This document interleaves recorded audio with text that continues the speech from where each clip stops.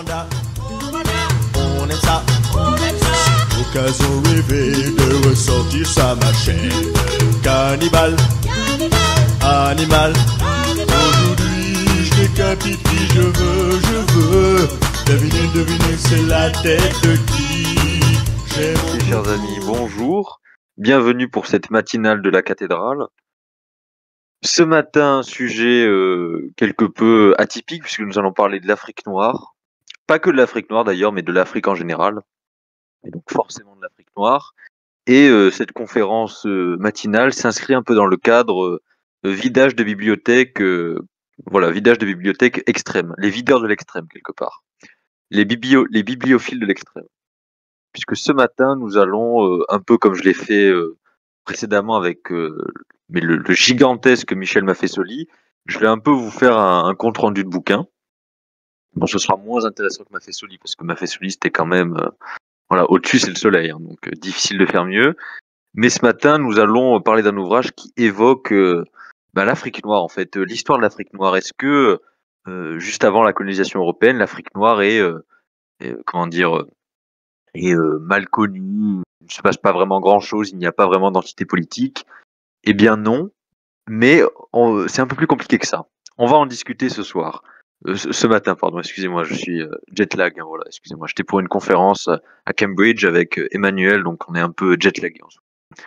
Mais voilà, donc ce matin, nous allons parler d'un ouvrage facilement trouvable, un peu niche, mais facilement trouvable, qui évoque justement ce monde africain qui nous apparaît assez obscur, et on va voir un peu ce qu'on peut en dire. Donc l'ouvrage en question s'intitule Le rhinocéros d'or, histoire du Moyen-Âge africain, de François-Xavier Fauvel. Alors je vais faire les présentations parce que c'est important de savoir à qui on a affaire. Donc c'est l'Eurostar exactement. François-Xavier Fauvel, c'est un historien archéologue. Il occupe actuellement une chaire au Collège de France dédiée au monde africain. Et c'est le premier dans l'histoire du Collège de France à avoir une chaire permanente. Donc une chaire, un poste de professeur d'université plus, hein, si vous préférez, au Collège de France.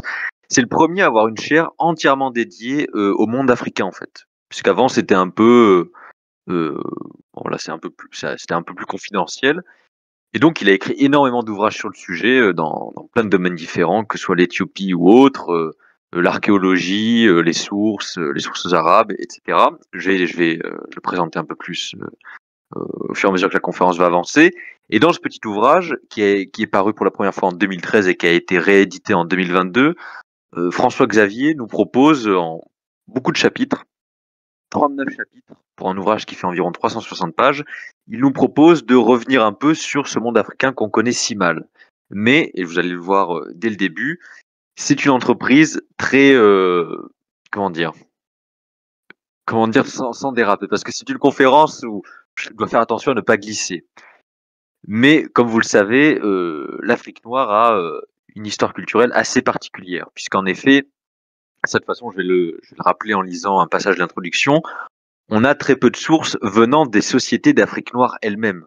La plupart des choses que nous savons des sociétés d'Afrique noire du 8e siècle au 15e siècle, donc à peu près l'équivalent du Moyen-Âge, mais en Afrique, eh bien, la plupart des informations que nous avons proviennent d'auteurs, de lettrés, de géographes, d'historiens, d'anthropologues quelque part avant l'heure, mais qui ne sont pas issus des sociétés d'Afrique noire eux-mêmes. Ce sont énormément de géographes arabes, d'Andalousie notamment, qui ont écrit sur ces sociétés-là, via notamment l'importance du commerce. La plupart sont des auteurs musulmans, enfin l'immense majorité sont des auteurs musulmans par ailleurs, et ces sociétés-là ont très peu écrites sur elles-mêmes. Donc c'est pour ça qu'on a très peu de sources. Et c'est énormément d'histoires matérielles, c'est-à-dire une fouille archéologique à tel endroit sur telle capitale d'un pouvoir africain oublié au centre du Mali, un objet manufacturé trouvé dans ce qu'on pense être un ancien centre de commerce, et c'est plein de petits indices, ce qui fait qu'on n'a pas vraiment de vue d'ensemble du monde africain et qu'énormément de choses restent floues, ce qui, indirectement, même si ce n'est pas le but de l'ouvrage, pose la question de l'existence d'une civilisation africaine. Mais on va avoir l'occasion d'en parler. Donc je vais lire très brièvement quelques passages de l'introduction pour que vous ayez un peu une idée de l'ambition de l'ouvrage. Donc je le rappelle, il fait environ 360 pages et il y a près de, attendez, excusez-moi, j'ai noté, 39 chapitres. Puisqu'en fait, les chapitres sont très courts pour la plupart et ils épousent un peu ce côté puzzle. C'est-à-dire une description, je sais pas, d'une église dans une zone un peu perdue de l'Éthiopie, un objet manufacturé un peu soigné découvert en Afrique du Sud, une mention assez obscure chez un géographe arabe du XIIe siècle. Donc voilà, je vais vous lire un peu les grandes lignes. Donc introduction, l'Afrique au Moyen Âge, 2 points, le temps retrouvé. En ouvrant ce livre, le lecteur ou la lectrice entame un itinéraire à travers plusieurs siècles d'histoire africaine. Un voyageur chinois sera notre premier guide au 8e siècle, un conquérant portugais le dernier au 15e siècle. Entre les deux, des marchands, des géographes, des diplomates, des musulmans, des juifs, des chrétiens, des Marco Polo et des Ibn Battuta nous accompagneront. Il faudra se résoudre à ne pas toujours comprendre ce que l'on voit, à ne pas toujours être certain que ce que l'on voit fut bien vu ou bien compris par nos guides. Car ce qu'ils décrivent, et que sans eux nous n'aurions jamais su, vient le plus souvent de ce qu'ils ont entendu ou lu. Il faudra ne pas s'effaroucher des approximations géographiques du temps, des contradictions des informateurs, des remises en question auxquelles s'expose qui s'aventure d'un monde à l'autre. Il faudra se défaire de l'image d'une Afrique éternelle, de l'Afrique des tribus, de l'Afrique miroir des origines, car c'est bel et bien d'une Afrique dans l'histoire que nous allons parler. 8 siècles, presque un millénaire, pourtant si méconnus. Confessons-le, notre attention se porte le plus souvent vers les civilisations africaines de l'Antiquité. L'Égypte pharaonique, la Nubie méroïtique, l'Afrique punique ou romaine, Aksum en Éthiopie, dont les grandioses survivances architecturales ont depuis longtemps frappé l'imagination. Peut-être aussi connaissons-nous mieux, en tout cas croyons-nous mieux connaître, les siècles plus récents, lorsque le continent africain, arrimé de force à la destinée des puissances européennes, fut découvert puis exploré par ceux qui entreprenaient de s'en emparer, connut la traite des esclaves, puis la colonisation, affronta enfin les violentes mutations du temps présent. Entre ces deux Afriques comparativement plus familières, l'Afrique antique dont les fastes nourrissent une nostalgie érudite, l'Afrique contemporaine dont les soubresauts aiguillonnent une curiosité avide, s'étire ce que l'on a appelé les siècles obscurs de l'Afrique. Siècles obscurs, vraiment? L'expression est de Raymond Mony, l'un des grands fondateurs en France de l'histoire de l'Afrique ancienne, c'est-à-dire antérieure à l'âge des découvertes inaugurées par les navigateurs portugais au XVe siècle de la colonisation. Période qui ont produit une relative abondance de sources écrites. Loin de chercher à dévaloriser le passé ancien de l'Afrique, son expression avoue une frustration devant le manque cruel de sources disponibles pour retracer le passé. Les siècles obscurs de l'Afrique ne le sont qu'en vertu de la faible lumière jetée par la documentation. Mais pour rares et incertaines que soient, en effet, les sources se rapportant à l'Afrique des siècles obscurs, ceux-ci mériteraient sans doute bien davantage le nom de siècles d'or. Cliché pour cliché, ce dernier est plus juste. Nos maigres sources nous disent que l'Afrique de cet âge intermédiaire a connu de puissantes et prospères formations politiques, mise en œuvre par elle-même sa participation aux grands courants d'échanges intercontinentaux qu'empruntèrent les hommes, les marchandises, les conceptions religieuses. Elle a vu se développer des villes où des princes africains avaient leurs palais, où résidaient des marchands étrangers, où s'échangeaient produits de luxe et esclaves, où se bâtissaient mosquées et églises. Elle a été actrice de l'exploitation de ses propres ressources, parmi lesquelles l'or prenait une place de choix. Pour sa place et son rôle dans le monde d'alors, elle a joui d'une renommée considérable de l'Europe à la Chine. Mais n'allons pas troquer une réputation d'obscurité pour une légende dorée. Plus important est de comprendre comment cette Afrique des siècles médians, entre période antique et période moderne, a pu à la fois être un foyer de civilisation si rayonnante et s'obscurcir, au point que sa redécouverte paraît une tâche tellement ingrate. Quelles sont les raisons de cet oubli? La première tient à la rareté des sources externes. On sera peut-être surpris, à la lecture de cet ouvrage, de constater le peu de place accordée aux sources écrites européennes. C'est qu'elles comptent pour presque rien, quantitativement, face aux sources arabes relatives à la période qui nous intéresse. Ces dernières ne représentent pourtant qu'un volume de quelques centaines de pages tout au plus, une misère en comparaison des sources de la période antérieure. C'est qu'il ne s'agit pas de la même Afrique. Celle dont nous allons parler est une Afrique considérablement plus éloignée des rives de la Méditerranée. Nous reviendrons plus loin sur cette configuration originale. Disons seulement ici que les informations empruntent les mêmes voies que les navires et les caravanes au très long cours.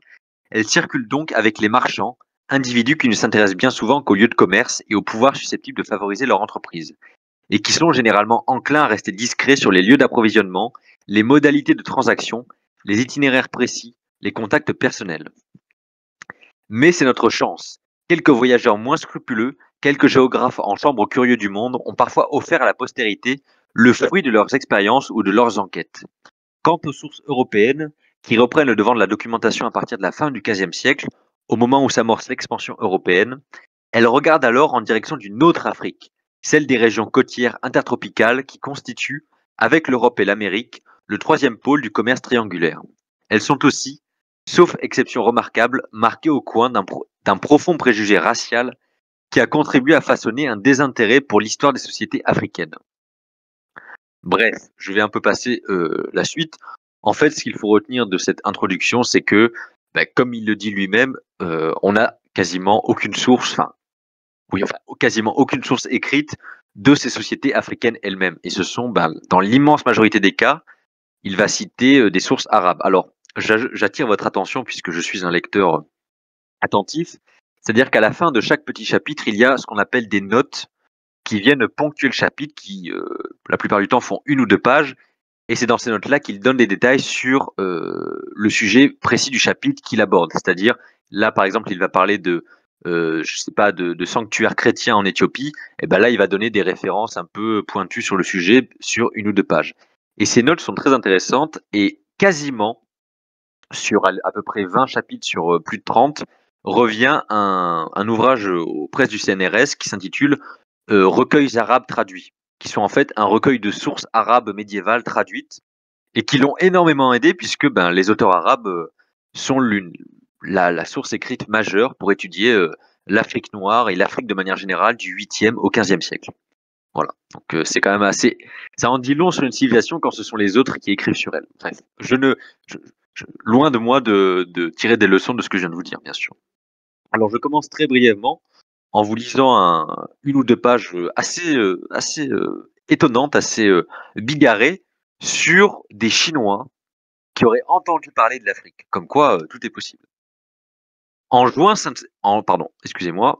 751, des contingents de l'empire arabo-musulman et des Turcs révoltés taillent en pièces l'armée chinoise dans la plaine du Talas, près de Tachkent, en actuel Ouzbékistan. Des milliers de prisonniers sont acheminés vers les postes de garnison de Boukhara et Samarcande, ainsi qu'en Irak, où nombreux sont ceux qui s'installent comme fabricants de papier, tisserands ou bijoutiers. Donc ce qui est vrai, ce sont les prisonniers chinois qui ont introduit la soie dans le monde musulman et plus tard en Europe. Parmi les prisonniers se trouve un officier, Duwan. On ne sait pas dans quelles circonstances il fut amené à parcourir les régions islamiques, puis à rentrer en Chine. On le retrouve à Canton en 762. Il a rédigé un ouvrage intitulé Jing Xingji, récit de mes voyages, malheureusement perdu, mais dont quelques extraits ont survécu dans une encyclopédie chinoise de l'époque. L'un de ces extraits nous parle d'un certain pays de Moline, où les hommes sont noirs. Il n'y pousse, paraît-il, ni riz, ni céréales, ni herbes, ni arbres. On nourrit les chevaux de poissons séchés. Vient ensuite, dans l'intérieur, une région de montagne où vivent des musulmans et des chrétiens orientaux. On y soigne la diarrhée par des incisions sur le crâne. C'est peut-être ce dernier pays, s'il est différent du premier, qui est appelé Laobossa, nom dans lequel on pense reconnaître Al-Habasha, le terme arabe désignant les régions de la Corne de l'Afrique qui a donné Abyssinie en français. Si c'était le cas, Moline désignerait peut-être plus spécifiquement les basses terres côtières de l'Érythrée et du Soudan. Mais ce ne sont là que conjectures. Disons seulement qu'elles restent compatibles avec le texte. Si Duwan avait en tête de décrire ce que nous appelons aujourd'hui l'Éthiopie, on n'est certes pas surpris qu'il mentionne l'existence de chrétiens et de musulmans qui y vécurent en communauté voisine tout au long du Moyen-Âge. Mais on ne le saurait pas davantage s'il s'agissait en réalité de l'Égypte ou de la Nubie, ou encore de tout ou partie de l'Afrique du Nord, récemment conquise par les armées arabo-musulmanes et où vécurent des communautés chrétiennes déclinantes jusqu'au XIIe siècle, ou encore de la péninsule arabique où coexistèrent chrétiens, juifs et musulmans longtemps après l'essor de l'islam, ou encore de l'île de Socotra, l'île de la mer d'Oman, gardant l'entrée du golfe d'Aden. Les fragments du récit de Duwan sont le premier témoignage d'une connaissance directe de l'Afrique en Chine. Mais ne dissimulons pas que son intérêt est mince. À la géographie incertaine s'ajoutent des détails ethnologiques qui révèlent le caractère sinocentré de l'observation et qui perdent presque toute valeur du fait qu'on ne sache pas à quelques milliers de kilomètres près, à quelle région il se rapporte. Bref, donc voilà, un fragment assez lacunaire sur une connaissance lointaine de l'Afrique par le monde chinois au 8e siècle. Comme quoi, c'est assez curieux. Et c'est donc le tout premier chapitre de l'ouvrage qui vient un peu nous introduire au sujet. J'en viens maintenant à un chapitre assez rigolo. Donc je vais lire que quelques passages de certains chapitres. Donc là, dans ma première partie, j'ai un peu regroupé certaines citations dans une thématique que j'ai intitulée Islam et Afrique. La deuxième va s'intituler L'Afrique noire et ses dynamiques. Et voilà, c'est tout. La dernière, ça devait parler de la Chine, mais je l'ai déjà fait. Mais en fait, vous allez voir que Islam et Afrique et l'Afrique noire et ses dynamiques sont deux sujets connexes. En fait, c'est difficile de faire deux sujets séparés. Et en fait, vu que l'ouvrage prend plein de petites informations qui constituent chacune un petit chapitre, c'est difficile de relever des thématiques globales. Il y en a, mais en fait, elles sont pas regroupées en grandes thématiques. Donc moi, je le fais. Voilà. Donc là, en fait, on va parler de la Tanzanie. Parce que la Tanzanie, je sais que ça vous passionne. Je sais que Francis adore la Tanzanie. Voilà. Donc voilà. Et on va forcément parler des écrits arabes. De tous les écrits arabes évoquant les pays riverains de la mer des Anges, c'est-à-dire une partie des côtes maritimes de l'Afrique orientale, plus précisément du sud de la Somalie au nord de la Tanzanie, celui d'Al-Masoudi, auteur de la première moitié du Xe siècle, est l'un des rares qui soit basé sur une observation directe. Sans doute assez fortuné pour pouvoir consacrer sa vie au voyage, il nous a laissé, avec son ouvrage principal, une somme encyclopédique de savoir géographique, naturaliste, ethnographique, intitulé Les Prairies d'Or, un tableau exceptionnel du monde tel qu'il se présentait dans la première moitié du IVe siècle de l'islam, donc notre Xe siècle. C'est d'ailleurs au retour d'Inde, profitant sans doute des vents de mousson favorables, qu'il se rend au pays des Anges et à l'île de Kambalou, avant de rentrer chez lui en Irak. Vient donc le pays des Anges en 916, une longue bande de terre ferme de 700 parasanges, près de 4000 km, où vivent des populations qui possèdent des bœufs harnachés, dont elles se servent comme monture, cultivent le millet et le bananier, chassent l'éléphant en empoisonnant les points d'eau, se nourrissent de millet, de miel et de viande, de noix de coco, reconnaissent des rois qui portent le titre de Mfalmé, et ont un dieu souverain qu'ils appellent Malik Najlou, le grand seigneur. À l'aide de ces quelques termes, on identifie sans problème une langue de la famille bantou qui incorpore déjà un terme arabe, Malik, le roi. C'est la langue mère du Swahili, parlée aujourd'hui dans cette partie de l'Afrique. Mais la société qui parle cette langue n'est pas encore musulmane. Au sud, on ne saura pas très bien à partir d'où, c'est dans un autre pays, celui de Sofala, nom de lieu, et des Wakwak, nom de peuple. C'est de là que viennent l'or et d'autres merveilles. Mais on ne saurait s'y rendre. Ce sont sans doute les Anges eux-mêmes qui y trafiquent, et c'est donc vraisemblablement d'eux que l'on tient les informations qui s'y rapportent. À 1 ou 2 jours au large de la côte des Anges se trouve Kambalou. Peut-être est-ce l'île de Pemba à l'extrême nord de la côte tanzanienne actuelle. Là, nous dit Al-Masoudi, vit une population mixte d'idolâtres et de musulmans, ces derniers se targuant d'avoir leur propre famille royale. On va y revenir juste après. Sans doute s'agit-il du premier établissement de la civilisation swahili qui se développera et essaimera à partir du début du second millénaire. Une civilisation africaine, musulmane, tournée vers la mer, commerçante. Un voyageur, un marchand musulman, était sûr d'y être convenablement accueilli et d'y rencontrer des partenaires intéressés aux affaires et prêts à jouer le rôle d'intermédiaire avec le continent. Est-il bien sûr d'ailleurs qu'Al-Masoudi ait visité le pays des Anges? On ne peut l'affirmer, mais on peut douter qu'il était bien prudent de s'y rendre sans précaution. Il y a parmi eux, en effet, des tribus anthropophages, dit-il, donc anthropophages, c'est-à-dire cannibales, et que les gens de Kambalou aient été vraiment désireux de laisser faire ce commerce interlope. Sans doute, eux seuls y trafiquaient et en rapportaient les peaux de léopard, les plus grandes qui soient, dont on faisait des selles en pays arabes, l'écaille de tortue, plus recherchée que la corne pour la production de peignes et autres accessoires, un ivoire plus volumineux que dans l'Inde et bien sûr, le meilleur ambre qui soit. Donc là, on va en parler juste après, puisqu'en fait, il dédie quelques chapitres, des chapitres donc thématiques, vraiment centrés sur des anecdotes, des faits rapportés par des récits, des découvertes archéologiques, mais très intéressants, sur la lente conversion des dynasties africaines, donc d'Afrique noire, là, et non pas d'Afrique du Nord, à l'islam. Et vous allez voir que c'est plutôt intéressant en termes de dynamique. Le pourquoi du comment de ces conversions à l'islam, c'est quelque part, ça prolonge nos précédentes conférences sur l'islam. Comme quoi, Et il y a une conférence dans les conférences de la cathédrale. Donc j'en viens maintenant à une autre petite description, pas piquée des hannetons, puisque nous allons parler, du coup de l'islamisation et de l'Afrique du Nord, comme quoi, la transition est toute trouvée, pour une citation qui va un peu, nous refaire un peu un topo de la conquête de l'Afrique du Nord par l'islam et donc un peu du rapport, que les populations berbères ont avec l'islam. Sujet hautement intéressant. Les populations rencontrées par les conquérants arabes, outre les élites romaines et chrétiennes, ou plutôt devrait-on dire romanisées et christianisées, installées autour des villes des plaines côtières, sont des Berbères, une grande famille de peuples établis, au moins depuis la protohistoire, de la Cyrénaïque jusqu'à l'Atlantique. Moi j'ai envie de dire, ils étaient partout.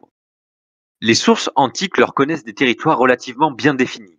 Les Maures au Maroc et en Algérie actuelle, les Numides en Algérie et Tunisie. Ce sont des agriculteurs sédentaires ou pratiquant une transhumance de moyenne amplitude. Les Libyens de Cyrénaïque, les Garamantes du Faisan, les Gétules sont, quant à eux, d'authentiques pasteurs qui, sans complètement méconnaître le dromadaire, introduit au tournant de l'ère, vont à dos de cheval ou de bœuf. Ils peuplent les grandes étendues de steppe entre la plaine méditerranéenne et le désert. C'est à cheval qu'ils guident les raids vers les oasis sahariennes où, comme au Kawar, résident alors des agriculteurs noirs. Donc le Kawar, c'est plutôt en Afrique noire. Les Berbères sont les premières victimes des raids esclavagistes.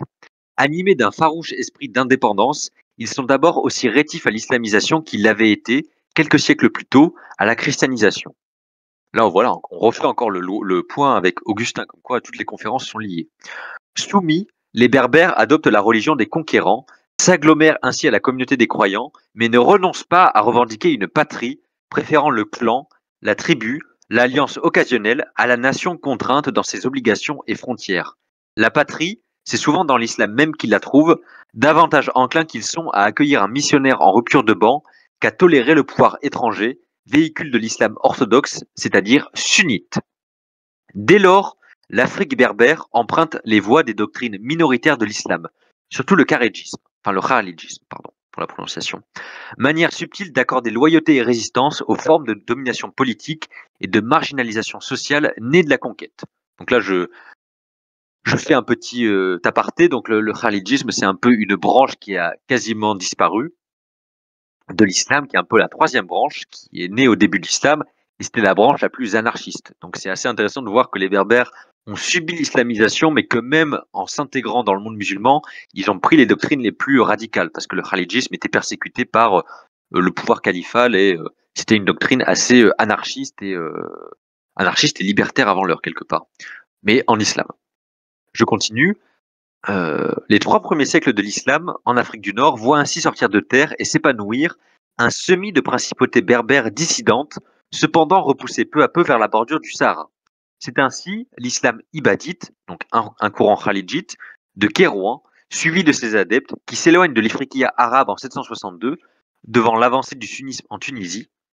Réinstallée à Taher, en Algérie actuelle, la communauté théocratique s'y maintiendra active jusqu'au déménagement suivant, au début du Xe siècle, pour Cédreta, près de Ouargla, Tlemcen, dans le nord-ouest algérien, ou Sijil Massa, dans le sud-est marocain, sont d'autres principautés khalidjites florissantes durant 2 siècles.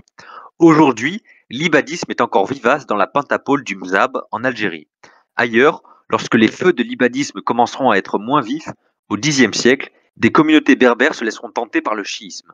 Une secte franchement schismatique, les Barghouata, parvint même à faire vivre un royaume dans le centre du Maroc du IXe au XIIe siècle.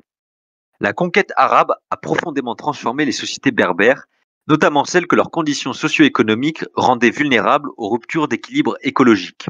Or, l'abandon de certaines villes romaines et la réorganisation du territoire consécutif à la conquête fragilisent la frontière qu'avait stabilisé l'agriculture sous le colonnat romain. Abandonnées, les villes, les terres cultivées régressent et ouvrent la voie aux nomades, longtemps maintenus à distance. Ceux-ci s'étaient transformés. Dans une relation symbiotique avec les agriculteurs, certains, ceux de la Libye actuelle, habitants d'un désert peu favorisé, avaient fait un choix aussi idéologique qu'économique, la spécialisation chamelière. Ils deviennent, peut-être dès avant la conquête arabe, les grands nomades du désert, les seigneurs d'un parc de palmeraies à dattes et d'un cheptel de dromadaires. Alors, ils partent à l'assaut d'un Sahara qui devient ce qu'il n'avait jamais été jusqu'alors, un espace unifié par la nécessité de l'habiter et le désir de le dompter. Ils en conquièrent les bastions, ils en organisent la traversée de façon régulière. On suit leur progression depuis la Tripolitaine en direction du sud et de l'ouest.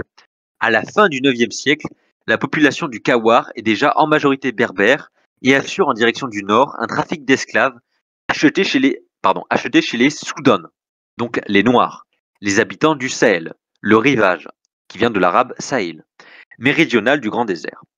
En même temps que se sont mis en place cette activité et ces axes transsahariens, Ali Yacoubi, vers la fin du IXe siècle, donc un auteur arabe, nous livre la première vision du, je cite, pays des Noirs, image fugace d'un nouveau monde qui vient d'être découvert.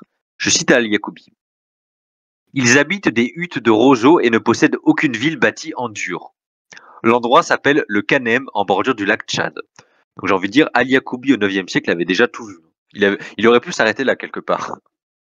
Je sens que cette conférence va nous attirer des problèmes, mais surtout les discussions qu'on va avoir juste après. Donc je vais faire mon possible pour tartiner la conférence, chers amis. Dans la partie occidentale du Sahara, on rencontre là aussi une population du désert. Ils n'ont pas d'habitation fixe, ils se voilent le visage, leur nourriture est tirée des chameaux. Ils n'ont ni céréales ni blé, nous indique Ali Yacoubi. Des éleveurs hyper spécialisés de dromadaires sont là aussi, les maîtres de ce nouveau trafic depuis la ville de Sijil Massa, dont on va reparler un peu plus tard, qui est une ville du sud-est marocain. Parce qu'ils se sont rendus nécessaires à une nouvelle relation économique avec les maîtres du Nord, parce qu'ils ont gagné de la sorte la liberté face au pouvoir islamique, ces nomades n'ont pas hésité à se faire pieux musulmans et à devenir les promoteurs de la nouvelle religion chez leurs partenaires commerciaux de la zone sahélienne, tels que le royaume de Gao, déjà gagné à l'islam à la fin du Xe siècle. Nomades orthodoxes, voire rigoristes, sédentaires puritains, tentés par l'apostasie et le chiisme, les voies religieuses des Berbères à l'aube de l'islamisation de l'Afrique du Nord reflètent des stratégies diverses, mais au fond un même choix identitaire qu'affirme avec force la revendication d'indépendance qui accompagne la mise en place du commerce entre zone méditerranéenne et Sahel. L'austère principauté de Taert ne fut-elle pas, à partir de la fin du 8e siècle, la première cité du Nord à contempler les presque 2 mois de traversée du désert et bientôt le premier port et entrepôt d'un commerce florissant? C'est alors, comme l'écrit un chroniqueur du temps, que les routes menant au Soudan, c'est-à-dire littéralement le pays des Noirs, s'ouvrirent au négoce et au trafic. Donc très intéressant en fait. On comprend qu'avec l'islamisation de l'Afrique du Nord, quelque part, le commerce chamelier, le fait que le Sahara et le désert, le désert saharien deviennent une zone d'échange, tout ça quelque part est rendu possible par l'islamisation de l'Afrique du Nord. Et indirectement, cette appropriation du désert ouvre la voie vers l'Afrique noire au sud et donc vers le commerce, notamment le commerce d'esclaves. Sujet ô combien sulfureux. Est-ce que je vous lis une autre petite description et ensuite on passe directement aux dynamiques, à l'islam et à l'Afrique. Alors je vous lis peut-être une petite description. Allez, une petite description des dynamiques africaines. On va un peu croiser entre les deux grandes parties, comme ça ce sera un peu plus agréable. Donc là, je vais donner rapidement, je vais vous lire un court passage sur la question de la frontière, puisque la notion de frontière était assez différente à l'époque, et vous allez voir que on retrouve un peu ce genre de questionnement se retrouve en Afrique également. Et là, on va un peu plus parler d'Égypte et de Nubie, assez brièvement, je vous rassure. En 1972, des fouilles menées à Khazr Ibrim, à l'extrême sud de l'Égypte actuelle, pendant la montée des eaux du lac, livrèrent in extremis plusieurs rouleaux de papyrus qui intéressent l'histoire de la Nubie. L'un porte un texte en arabe, langue du pouvoir égyptien, les autres sont en copte, langue du peuple d'Égypte et peut-être langue administrative du royaume nubien. Donc le royaume nubien, c'est un royaume chrétien indépendant qui a survécu pendant quelques siècles. Le texte arabe est daté du mois de Rajab de l'année 141 du calendrier hégirien, employé par les musulmans, c'est-à-dire 758 de notre ère. C'est un courrier du gouverneur d'Égypte au roi de Nubie. Il a sans doute été remis au gouverneur chrétien de Basse-Nubie, résidant à Khazr Ibrim, lequel dut en transmettre la teneur au souverain à Dongola. Les 3 autres documents n'ont pas encore été édités. On sait qu'ils ont été écrits par un Nubien établi en Égypte et qu'ils se rapportent de près ou de loin à la même question. Vous allez voir que c'est une citation assez intéressante sur les relations chrétiennes, islamo-chrétiennes, pardon. On ne possède pas d'autres témoins de ces documents et on ne connaît pas la réponse du roi nubien, pardon.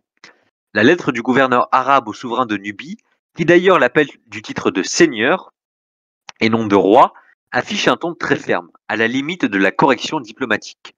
Le souverain est rappelé au respect du serment par lequel fut scellé un accord portant le nom de Bacte entre les deux parties. Les marchands nubiens, écrit le gouverneur, sont libres d'aller et venir en Égypte, leurs vies sont sauves, leurs déplacements libres, leurs biens protégés.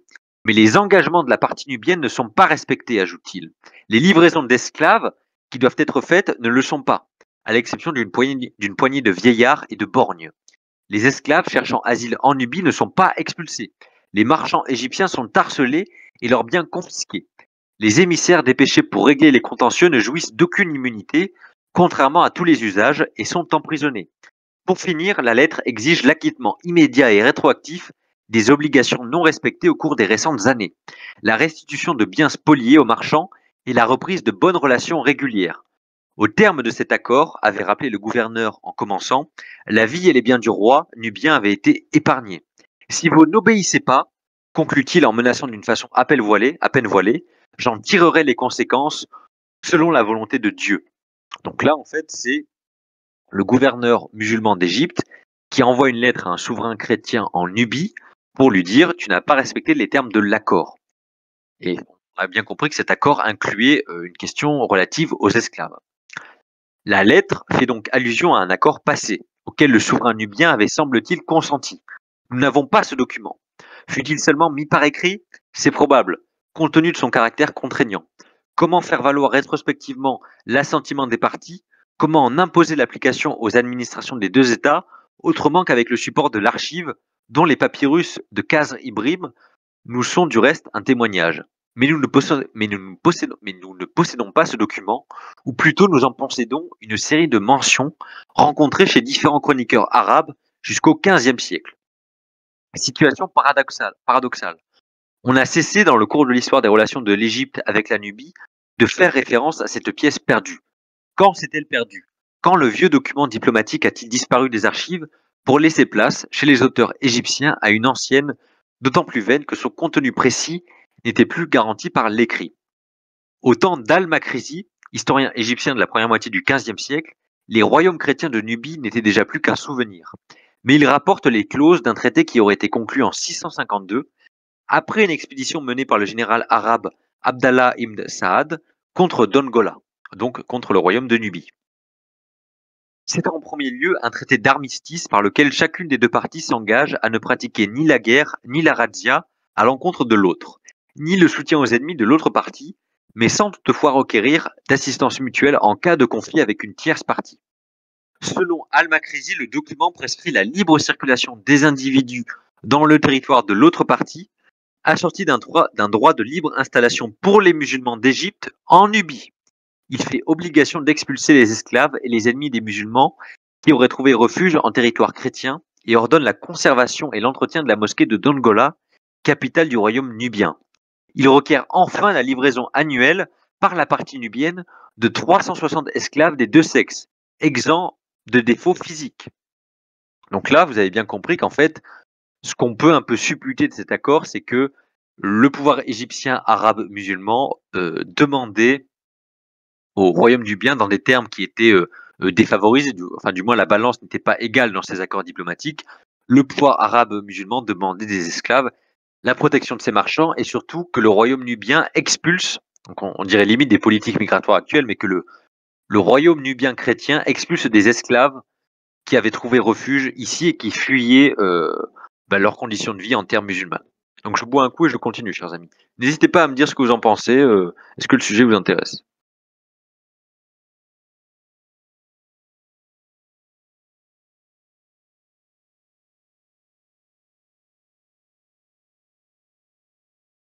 Fantastique. Vous allez voir, on va parler ensuite de l'Afrique noire en tant que telle, puisque là, mais c'est là où l'ouvrage est très intéressant, mais aussi quelque part un peu frustrant, c'est qu'on se rend compte que c'est quasiment impossible de faire l'histoire de l'Afrique noire sans toutes ces sources arabes, ces papyrus chrétiens, ces accords diplomatiques, en fait, s'il n'y a pas de culture qui se superpose à l'Afrique noire, en quelque sorte, qu'elle soit musulmane ou chrétienne, ou même juive dans quelques cas, puisqu'on va voir qu'énormément de marchands juifs nous donnent des informations très intéressantes, eh bien, on se rend compte que l'Afrique noire originelle, c'est-à-dire païenne, est très mal connue. Et même les sources archéologiques en elles-mêmes sont assez limitées dans les données qu'elles nous fournissent. Mais vous allez voir ça. Puisque là, nous allons aborder, donc maintenant je vais quand même commencer à rentrer dans la partie Afrique noire et ses dynamiques. On va aborder assez brièvement, puisque les chapitres sont assez courts et que je n'ai sélectionné que quelques passages, le Ghana. Donc je vais vous lire le début du chapitre 7, qui fait quelques pages, hein, vu que les chapitres sont très courts. Chapitre 7, une ville faite de deux villes, la capitale du Ghana. En italique, région de l'Aouker, Mauritanie actuelle, vers 1068. Vous allez voir que c'est assez intéressant.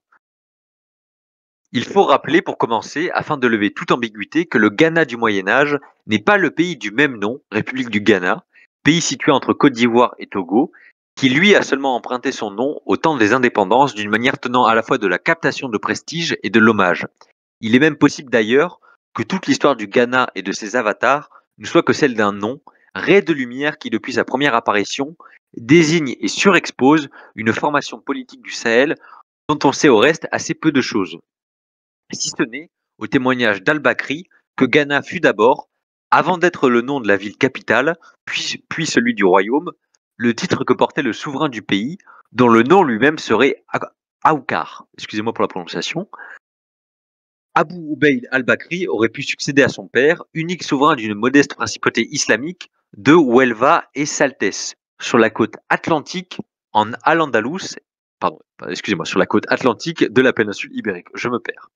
Mais outre que la carrière politique en Al-Andalus était au XIe siècle incertaine, al-Bakri eut la bonne idée de se faire connaître, depuis son asile de Cordoue, comme le plus éminent géographe de son temps, en même temps qu'il acquit une réputation de philologue, de buveur et de collectionneur de livres. Donc en gros, c'est l'auteur arabe qui va nous servir de source.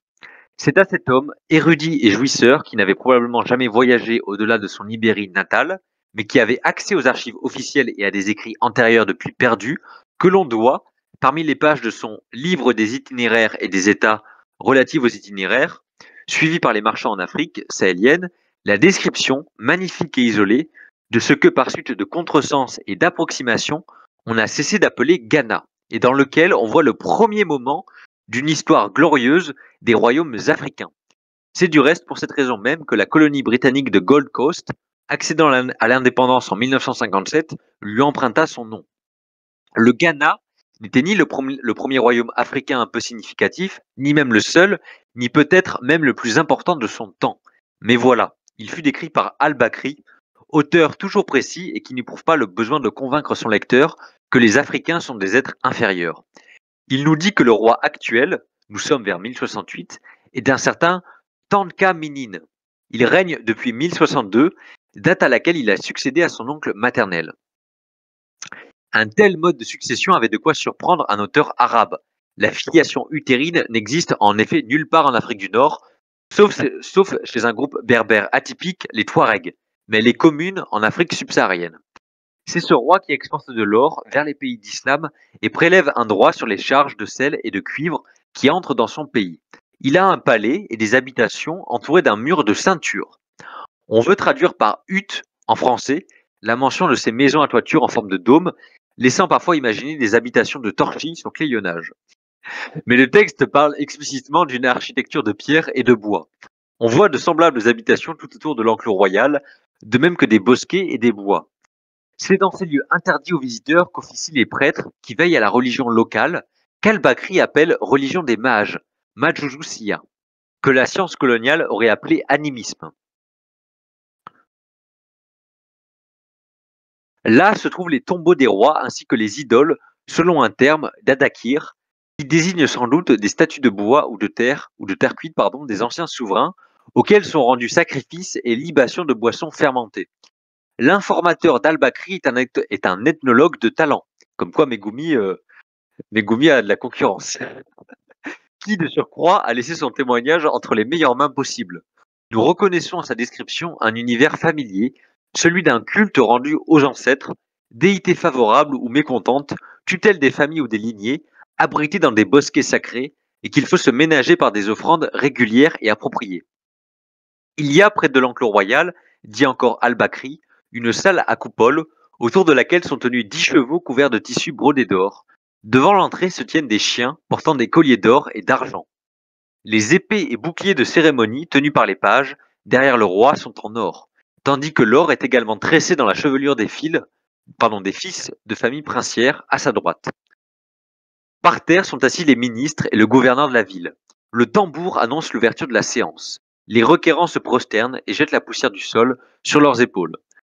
L'audience royale peut commencer, elle a pour fin de réparer l'injustice que font subir à ses sujets les officiers du roi.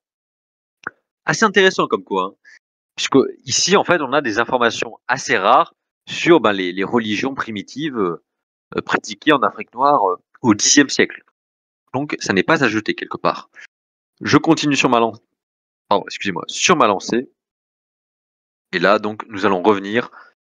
On fait le lien parce que quelque part, cette conférence, elle est en pleine résonance. Voilà, on fait le lien avec Armoutrossa, puisque là, nous allons aborder la question des conversions en chaîne à l'islam. Et c'est quasiment la même période que celle que je viens d'évoquer, donc c'est parfait. Et vous allez voir que c'est très intéressant sur pourquoi certaines dynasties d'Afrique noire se sont converties à l'islam et comment surtout. Donc je vais vous lire le début du chapitre 9, même quasiment tout le chapitre 9, qui s'intitule Conversion en chaîne et qui indique en italique diverses régions du Sahel, 11e, 12e siècle. Que l'heure est-il arrivé à tous? Entre le deuxième tiers du XIe siècle et la première moitié du XIIe siècle, on assiste à une vague de conversion à l'islam parmi les souverains de plusieurs formations politiques du Sahel, de l'Atlantique à la boucle du Niger. D'abord Takrour et Silla, deux villes situées le long du fleuve Sénégal. Les habitants, c'est-à-dire peut-être seulement les plus notables d'entre eux, renoncent à leurs idoles et se font musulmans à l'imitation d'un souverain du nom de War Jabi ibn Rabis, qui décède vers 1040. Vers la même époque, le royaume de Malal, le futur Mali, ou peut-être l'une des composantes de ce futur empire, endure une sécheresse doublée d'une sévère disette. On offre des bœufs en sacrifice, sans parvenir cependant à faire tomber la pluie. Un musulman du nom de Ali se trouve dans l'entourage du roi.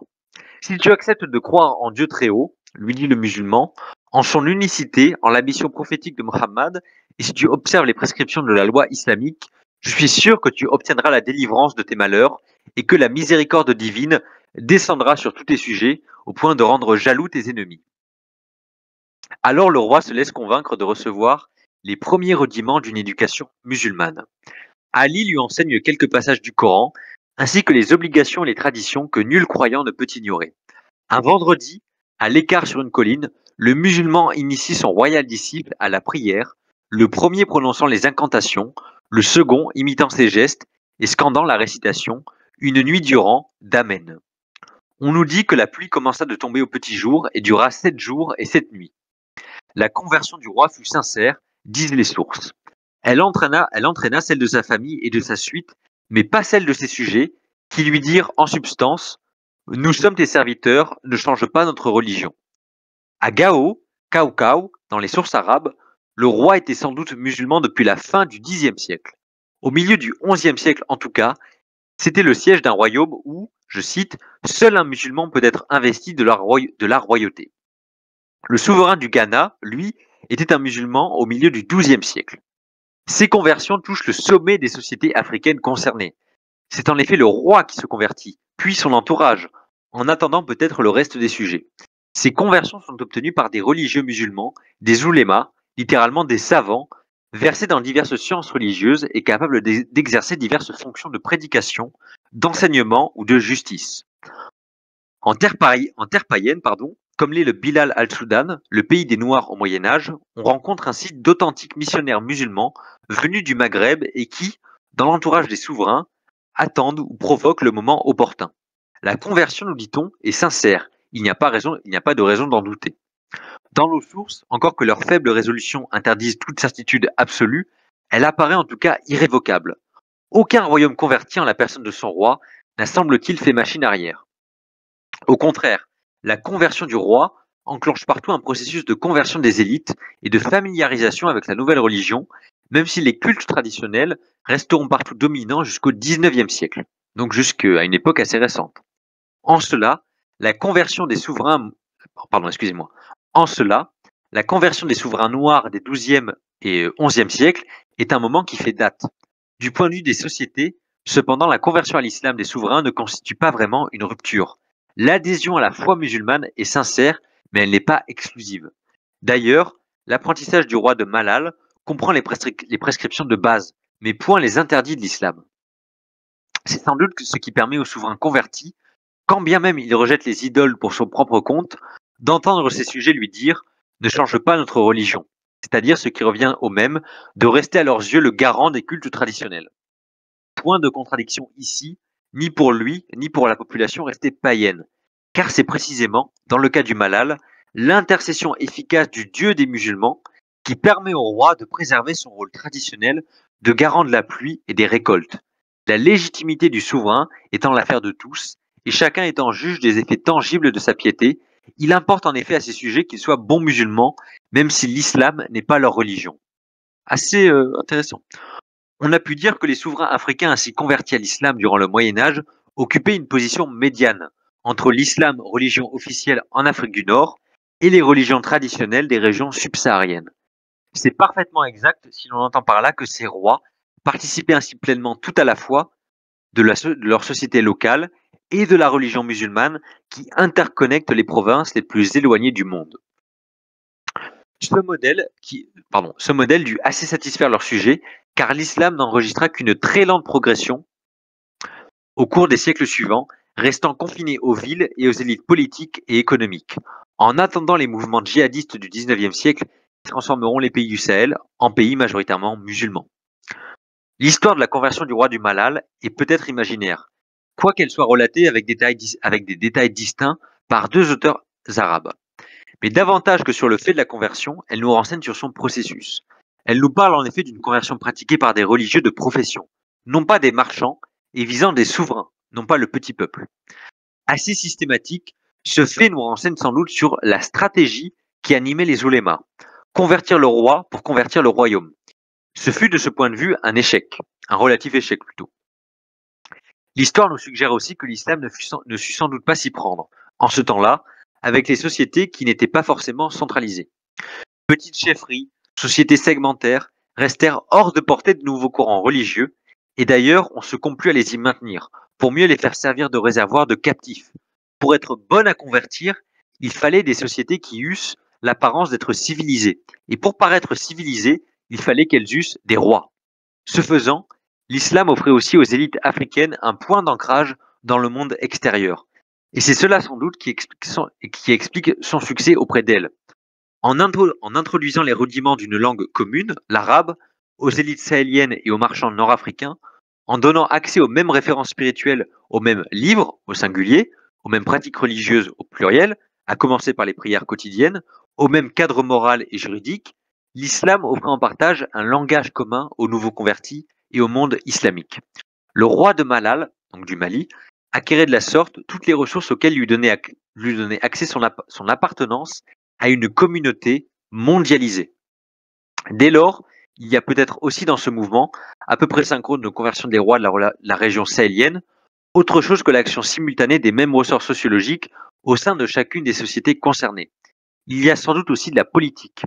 Par un simple calcul rationnel, la conversion à l'islam, à condition d'être publique et d'avoir toute l'apparence de la sincérité, constituait pour les marchands du monde islamique une assurance morale et juridique, ne serait-ce que parce qu'elle supposait la présence d'agents religieux actifs dans l'entourage du roi, d'hommes ayant l'oreille du souverain et s'employant à faire régner un climat de justice. La nouvelle de la conversion d'un roi des Soudanes contient par conséquent un message subliminal disant, en quelque sorte, le pays est bon pour le commerce. En ce sens, la conversion du roi, parce qu'elle était susceptible de procurer au royaume un avantage économique en détournant à son profit tout ou partie des routes commerciales régionales, offrait un avantage décisif dans la compétition que se livraient les royaumes. La conversion en chaîne des souverains de la région peut être vue comme une réponse politique à cette situation de concurrence. Donc là, je ne sais pas si vous avez bien compris ce que je viens de vous lire, mais c'est quand même assez, on est quand même assez loin de l'islam oui, c'est tellement beau, c'est la spiritualité. Non, non, non, en fait, on comprend que ce sont des conversions intéressées. Elles ont pu être sincères, mais elles avaient un volet géopolitique. Et on comprend très bien via ces conversions que l'islam, le monde islamique est un mondialisme en quelque sorte. On pourrait dire la même chose du monde chrétien, mais on voit très bien que la civilisation islamique, pardon, produit une mondialisation. Et que, exactement, c'est déjà de la géopolitique. Et ce que j'aime bien, c'est qu'il le sous-entend en deux phrases, mais c'est que le fait que l'islam enfin comment dire, cherche à convertir d'abord le roi et les élites, et que finalement l'islam se soit contenté de cette situation, en se disant bon, la majorité de la population n'est pas musulmane, c'est pas grave. Quelque part, ça a arrangé à la fois le commerce des rois et donc des marchands musulmans, mais ça a arrangé surtout les réseaux esclavagistes. Et j'aime bien comment il le glisse en deux lignes, mais c'est quelque part quand on pense d'un point de vue marchand, c'est tout bénef, puisque le roi se convertit, du coup, bah, vous pouvez parler avec lui d'égal à égal puisque vous avez la même culture. Vous êtes sûr que si vous êtes un marchand musulman, vous allez être protégé, vous n'allez pas être attaqué puisque ils sont de votre monde. D'un autre côté, le souverain est de votre côté puisqu'il est musulman. Les autres sont des païens, donc en droit musulman, vous avez le droit de les réduire en esclavage puisqu'ils ne sont pas musulmans. Donc c'est tout bénéf pour tout le monde. Et le roi peut fermer les yeux puisque d'un autre côté, son royaume se développe via le commerce, donc il peut se dire bon ok, tu réduis en esclavage quelques-uns de ma tribu, je laisse faire, ou limite j'encourage et je commerce avec toi. Donc c'est assez marrant puisque 39 chapitres, il n'y a aucun chapitre dédié à l'esclavage. Mais bon, après, il a écrit d'autres ouvrages, mais c'est quand même, je trouve ça assez fascinant. C'est-à-dire que c'est quand même un fait culturel gigantesque pour le monde de l'Afrique noire, mais il n'y a pas de chapitre qui lui soit entièrement dédié. Bref, je continue sur ma lancée. Sur l'Afrique noire et ses dynamiques, et là, je vais aborder assez brièvement une ville que j'ai déjà abordée, Sigil Massa, qui est vraiment un nœud commercial majeur de la période. Sigil Massa. Cette localité située dans une palmeraie du sud-est du Maroc mérite-t-elle vraiment d'être alignée avec les plus fameux ports et entrepôts de l'époque? Un doute pourrait s'insinuer si Ibn Battuta, le plus fameux des voyageurs arabes du Moyen Âge, n'avait livré, à propos de Sigil Massa, où il séjourna en 1351, une allusion d'une portée similaire. Hébergé chez un juriste de la ville, un certain Abou Muhammad al-Bouchri, Ibn Battuta indique en effet avoir précédemment rencontré son frère en Chine et de s'exclamer, un peu artificiellement, comme ces deux frères vivaient loin l'un de l'autre, pardon. Qu'importe qu'Ibn Battuta n'ait sans doute pas voyagé jusqu'en Chine. Donc Ibn Battuta, c'est un voyageur musulman qui a un peu fait le tour du monde musulman à l'époque médiévale. Il avait dû apprendre d'une autre façon l'existence de ce frère. Celui-ci, arrivé jeune en Inde avec un oncle, était devenu dans cette ville, où il avait établi ses affaires parmi une colonie de marchands et de lettrés musulmans, un homme riche et respecté. On ne sait pas formellement si les deux frères étaient en relation d'affaires, mais la logique en renforce la probabilité. L'un se trouvait au débouché de l'or, l'autre à celui de la soie. Donc c'est assez intéressant aussi de voir les réseaux de marchands musulmans. Si les grandes maisons commerciales juives ou musulmanes installent un membre de leur famille à Sigil Massa, c'est certainement parce que le jeu en vaut la chandelle. Depuis la fin du 9e siècle, date où l'on ferma pour cause de trop grande insécurité une piste diagonale reliant la boucle du fleuve Niger depuis la Haute-Égypte jusqu'à la fin du 14e siècle, date où d'autres axes l'emportent en travers du Sahara central, c'est de Sigil Massa que partent les caravanes en route pour la grande traversée. 50 jours à travers solitude et désert, 1800 km à vol d'oiseau pour se rendre des steppes pré-sahariennes au Sahel encore aride. Et c'est à Sigil Massa que les caravanes reviennent une saison plus tard avec leur chargement d'or et leur théorie d'esclaves. Au temps d'Al-Masoudi et d'Ibn Aoukal, au Xe siècle, c'est là qu'est frappé en dinars tout l'or du pays des Noirs. Et Sigil Massa à elle seule contribue alors pour moitié à l'impôt prélevé par les souverains fatimides sur l'ensemble de leurs possessions. On ne sait rien de la mise en place de cet axe, peut-être un processus entamé dès le milieu du 8e siècle. Mais on devine ce qu'il fallait d'appât individuel du risque et d'opiniâtreté, d'esprit d'entreprise, d'organisation collective et de cohésion communautaire pour transformer le bon pâturage de transhumance saisonnière des nomades Zanata en un port des sables, mais un port international doté de tous les équipements et de toutes les structures sociales permettant la gestion du fret transsaharien. Ces talents, qui en un sens revenaient à commuer leur Finistère saharien, cette plage du bout du monde, en tête de pont vers des rivages neufs, ce sont les dissidents musulmans et les juifs qui les puisèrent dans leur situation de marginalité sociale. Ainsi voit-on se mettre en place, au IXe et Xe siècle, un système articulé dans lequel des berbères de confession kharlégite organisent le commerce entre Sijilmassa et le Sahel, et des juifs, celui entre Sijilmassa et le monde méditerranéen. Cette complémentarité œcuménique ne survivra pas au progrès de l'orthodoxie sunnite à partir du XIe siècle et aux épisodes de fanatisme religieux des siècles suivants. Le profit attirant, ou bien la réprobation, ou bien l'impôt, l'essor de ce carrefour commercial ne pouvait manquer de susciter les convoitises. Au milieu du XIe siècle, les Almoravides, observants zélés et prosélytes d'une confrérie devenue dynastie impériale, prennent Sijilmassa et y placent un émir. Un siècle plus tard, les Almohades, puritains et réformistes sanglants qui honnissent la tiédeur de leurs prédécesseurs, font de même. Dans une époque qui connaît des massacres de musulmans au prétexte de leur hétérodoxie ou de leur déviance morale, les Juifs subissent des flambées de persécution. Une lettre du Caire relatant aux témoignages de rescapés du Maghreb les exécutions et conversions forcées dont s'accompagne la prise de Sijilmassa en 1646 est envoyée par Shlomo HaKohen à son père Juda, le naufragé de l'Inde, à qui elle parvient en 1148 à Aden. Entre le milieu du XIIIe siècle et le milieu du XVe siècle, une troisième dynastie berbère, également formatrice de l'unité marocaine, celle des Mérénides, s'empare de la place en 1255 avant de se tourner vers Marrakech. La situation paradoxale de Sijilmassa, marge politique et formidable foyer de richesse, en fait le bastion arrière, le poste d'attente, le refuge en même temps que la banque de tout projet de conquête. Fascinant. Fascinant. Donc on est à la fois proche de l'Atlantique, puisqu'on est au sud-est du Maroc, à la frontière du Sahara, donc c'est parfait pour le commerce. Et à l'origine, il n'y avait rien en fait. Donc c'est vraiment ces dynasties berbères qui sont à la frontière du monde saharien, qui organisent le commerce via l'Afrique noire. Et vu qu'elles sont proches de l'Atlantique, c'est parfait. Donc c'est un peu le port de fret, mais le port des sables. C'est un nœud commercial incroyable. Et on voit que s'y mêlent des musulmans plus ou moins hétérodoxes et des marchands juifs. Aussi, autre exemple qui montre que le monde africain est extrêmement bigarré.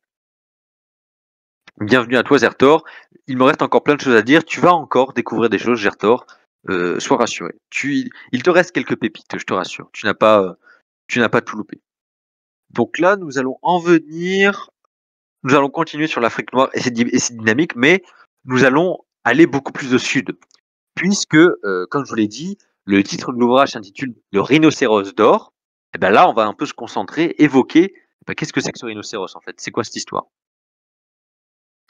Parce qu'en fait, c'est un objet, le rhinocéros d'or, c'est un petit objet en or, du coup, comme son nom l'indique, qui représente un rhinocéros, mais qui est vraiment assez luxueux.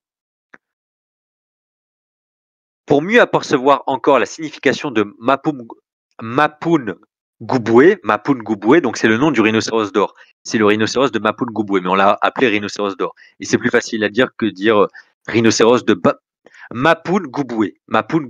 Je vais l'écrire parce que là, c'est plus possible. Non, putain, je fais une erreur. Mapun. Non, voilà, comme ça. C'est ça, Mapun Gubwe, voilà.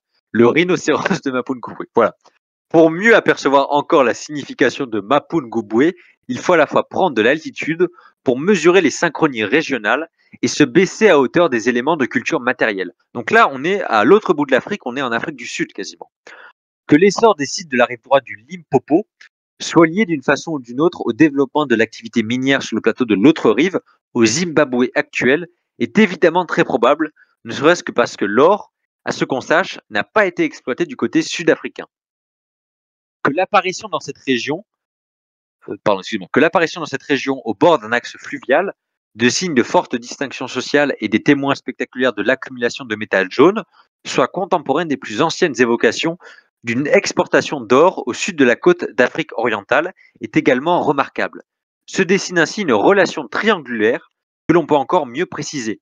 Les perles en pâte de verre, minuscules mais sorties par milliers des fouilles, proviennent sans trop de doute d'Arikamedou, près de Pondichéry, dans le sud-est de l'Inde, mais qu'elles ne viennent d'un autre atelier de la zone de production dite Indo-Pacifique. Comme les coris des Maldives ou encore comme les fragments de céramique vert émeraude, appelés céladons de la dynastie chinoise des Song, ces perles témoignent d'échanges intenses avec la zone commerciale de l'océan Indien. Donc des zones commerciales entre l'Afrique du Sud-Est et l'océan Indien, ce qui n'a rien de surprenant. C'est donc que le petit royaume de Mapungubwe exportait de l'ivoire d'éléphant à coup sûr. On a retrouvé des bracelets d'une forme et d'une technique très standardisées qui font penser à une production en série. Des peaux de félins et autres carnivores, s'il faut en juger par les ossements de genettes, civettes, léopards, servals, lions, présentant des traces de découpe et qui n'ont rien à faire parmi des restes alimentaires. Peut-être, quoi qu'on ait retrouvé que des objets d'orfèvrerie, donc des perles, des parures, des objets finis en feuilles d'or, pas de lingots destinés à être refondus. Les habitants et habitantes de la colline de Mapungubwe ont tiré profit de ce commerce et constitué ainsi leur dépôt funéraire. Parfait, Emmanuel, merci beaucoup pour la synchronisation. Mais que nous dit d'autre le petit rhinocéros? Reconstitué puis restauré, l'objet mesure un peu plus de 14 cm de longueur. Il est d'une physionomie robuste, l'encolure est moins déliée, plus raide que celle de l'animal réel. Mais son allure compacte, la saillie du trait et de ses épaules comme sa posture tête baissée, renforce le sentiment de puissance qui se dégage de la figurine. Il y avait déjà des figurines à l'époque. Moi je dis que quelque part tout ça a un lien avec Michel Maffesoli, comme quoi tout se recoupe. Des lignes de petites perforaisons régulières indiquent que la feuille martelée était clouée sur une âme de bois, ce que confirment les pointes, également d'or, retrouvées au tamisage du sédiment des sépultures. La queue de l'animal est un fin cylindre d'or plein, les oreilles de délicates coupes ovales éversées, les yeux, deux petits demi-globes en clous de tapissier, la corne, une cône à la feuille d'or. Un cône à la feuille d'or, pardon. À propos de la corne, justement, on a fait remarquer depuis longtemps que le rhinocéros d'or de Mapungubwe n'avait qu'une seule corne, à la différence du rhinocéros africain qui en possède deux. C'est incroyable, ils font des erreurs sur les rhinocéros. Les fouilleurs, les conservatrices, les restaurateurs de l'animal sont formels. Il n'en a jamais eu de seconde. On peut y voir un simple trait stylistique, effectivement, ou bien une représentation d'une espèce asiatique, le rhinocéros indien ou celui de Java, tous deux dotés d'un seul appendice nasal. Certains ont voulu, sur cette base, voir dans le rhinocéros devenu l'emblème du site et plus largement du passé de l'Afrique du Sud, un objet importé. Même c'est assez cocasse que l'objet le plus manufacturé, le plus soigneux de l'Afrique noire soit un objet importé. Mais tout dépend de quoi on parle. Car en ce qui concerne sa carapace d'or, la signature chimique du métal de plusieurs objets d'or de Mapungubwe semble indiquer une provenance régionale. Quant au support de la carapace, l'âme sans doute de bois, elle a disparu. On en restera donc à cette conjecture que la figurine de bois fut peut-être fabriquée ailleurs qu'en Afrique et plaquée d'or sur les bords du Limpopo. Mais il n'y a même pas besoin de cette hypothèse pour illustrer, au-delà de l'horizon du commerce islamique régulier, au-delà encore des limites probables du pays connu ou reconnu par les négociants côtiers, à bonne distance encore des champs aurifères du plateau zimbabwéen et du dernier comptoir portuaire, de la dernière bande littorale assujettie au grand commerce, au sein d'une société fondée sur une économie traditionnelle d'agriculture et d'élevage, l'émergence d'un pouvoir capable de capter les bénéfices politiques d'une relation commerciale avec des mondes inconnus. Exactement, Emmanuel, exactement. Mais on voit quand même que grande région aurifère, mais est-ce que tout a été fabriqué sur place, manufacturé sur place? La question reste en suspens. Parce qu'il faut de l'artisanat quand même de qualité pour pouvoir faire ça. Donc là, j'en étais, voilà. On continue un peu sur l'Afrique noire, c'est dynamique. Allez, on va parler du Tchad. Parce que le Tchad, on adore ça. Et on va aussi parler là, c'était quel sujet? C'était, est-ce qu'il y avait des esclaves? Est-ce qu'on peut parler d'esclaves là? Non. Ah non, non, non, oui, c'est sur les Omeyyades. Ah, on va parler du Mali. On va parler du Mali un peu aussi. On va parler du Mali, ça va être bien. Quoique, oh, attendez, est-ce que j'ai pas laissé quelques chapitres? Attendez, excusez-moi, je fais le choix parmi mes chapitres. Ah bon, allez, on va parler du Mali. On a le temps, en plus, il me reste pas grand-chose, donc je vais y aller calmement. Donc je vais vous lire le début du chapitre 26, au pays des pêches et des grenades. Alors grenades, on parle du fruit, bien sûr, on parle pas des grenades d'Al-Qaïda. Hein. Le sous-titre de ce chapitre s'intitule Abords septentrionaux et orientaux du lac Tchad, XIIIe siècle. Ce n'est pourtant pas aujourd'hui un pays que l'on vante d'emblée pour ses vergers, mais il fut un temps, tout y poussait, encore que le rendement de la canne à sucre ne donna pas complètement satisfaction. Le Kanem apparaît dans la documentation écrite au IXe siècle. Dans cette région, écrit alors Al-Yacoubi, s'est développé le premier des royaumes des Soudans. Comprenez, premier par la chronologie et par l'importance, des royaumes des Noirs au sud du Sahara. C'est en tout cas ce qu'il a entendu, on ne sait de quelle source. Il s'agit du royaume des Agawa, dit-il. Ils habitent dans des huttes de roseaux mais n'ont pas de ville. Parmi eux, croit-il encore savoir, existe un groupe distinct dont le roi est issu des Agawa. On peine à se figurer la particularité sociale qu'essaie de transmettre l'auteur, s'il l'a bien comprise. Dans les années 870, quand Al-Yacoubi couche par écrit ses connaissances alors qu'il séjourne en Perse, l'information sur les pays d'outre-Sahara est encore imprécise, voire tremblante. Quelques décennies plus tard, Al-Masoudi laisse entendre que les Kanem et les Agawa sont deux populations distinctes.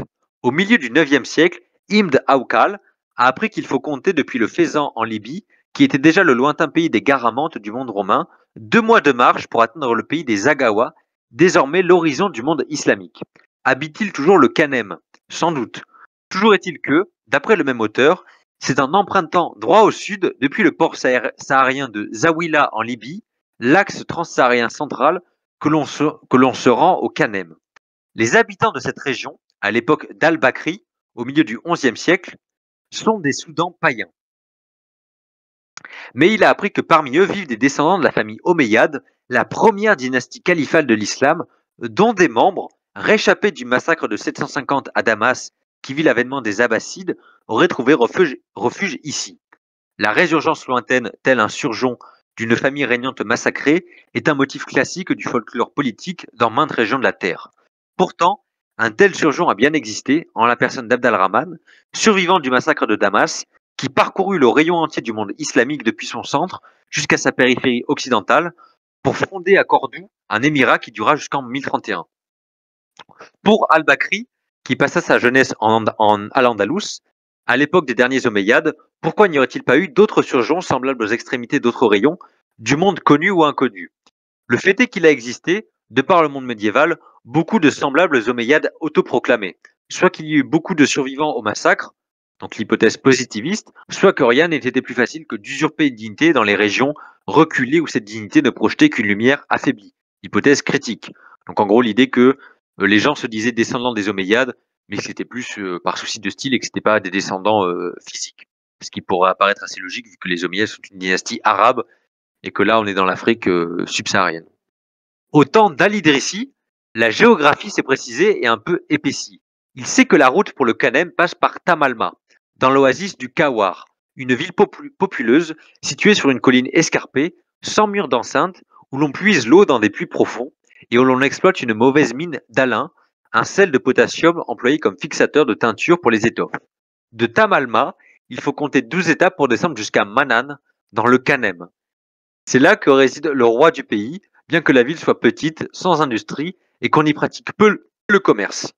Ces hommes, dit Al-Idrissi, parlant peut-être de sa garde plutôt que de ses sujets, sont des archers qui vont nus, donc qui se promènent nus. Manan est la pointe d'un triangle formé avec 2 autres localités, Anjimi, à 8 jours vers le sud-est, également dans le Kanem, et Zagawa, à 6 jours d'Anjimi et 8 de Manan, peut-être déjà dans une autre région que le Kanem.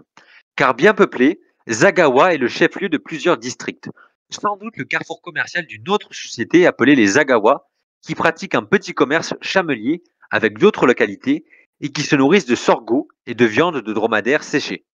Il paraît qu'à 3 jours d'Anjimi, en direction du sud, coule un fleuve. Il est possible que les informations dont se fait écho Al-Idrissi, autour de 1154, aient été un peu datées, car un autre auteur, apparemment bien informé, nous apprend que les habitants ont embrassé l'islam quelque temps après 1106 ou 1107. Donc là, j'essaie d'éviter de vous lire, mais je sens que tous ces noms de localités et de peuples doivent bien vous faire sourire. Je mets ma main à couper que c'est vrai. Je continue sur un peu la même thématique. L'islam, en tout cas, paraît bien enraciné au Kanem lorsque s'ouvre, avec le géographe andalou Ibn Saïd, un peu plus d'un siècle plus tard, une large fenêtre documentaire au sujet de ce pays. Le roi est alors un sultan, titre islamique, du nom de Mohammadi, descendant d'un certain Saïf Imdou Yazan de Himyar en Arabie du Sud. Indication que, si l'on fut naguère tenté par le prestige omeyyade, on avait désormais recours à une généalogie tout aussi orientale, mais politiquement moins risquée.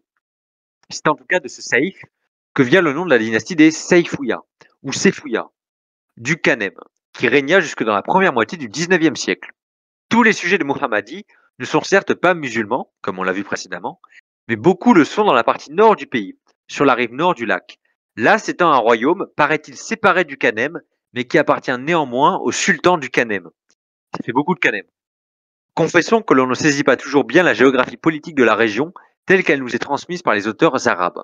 Mais on apprend que dans cette région, fertile et abondante en toutes choses, on voit des paons, des girafes, des perroquets, des moutons d'une variété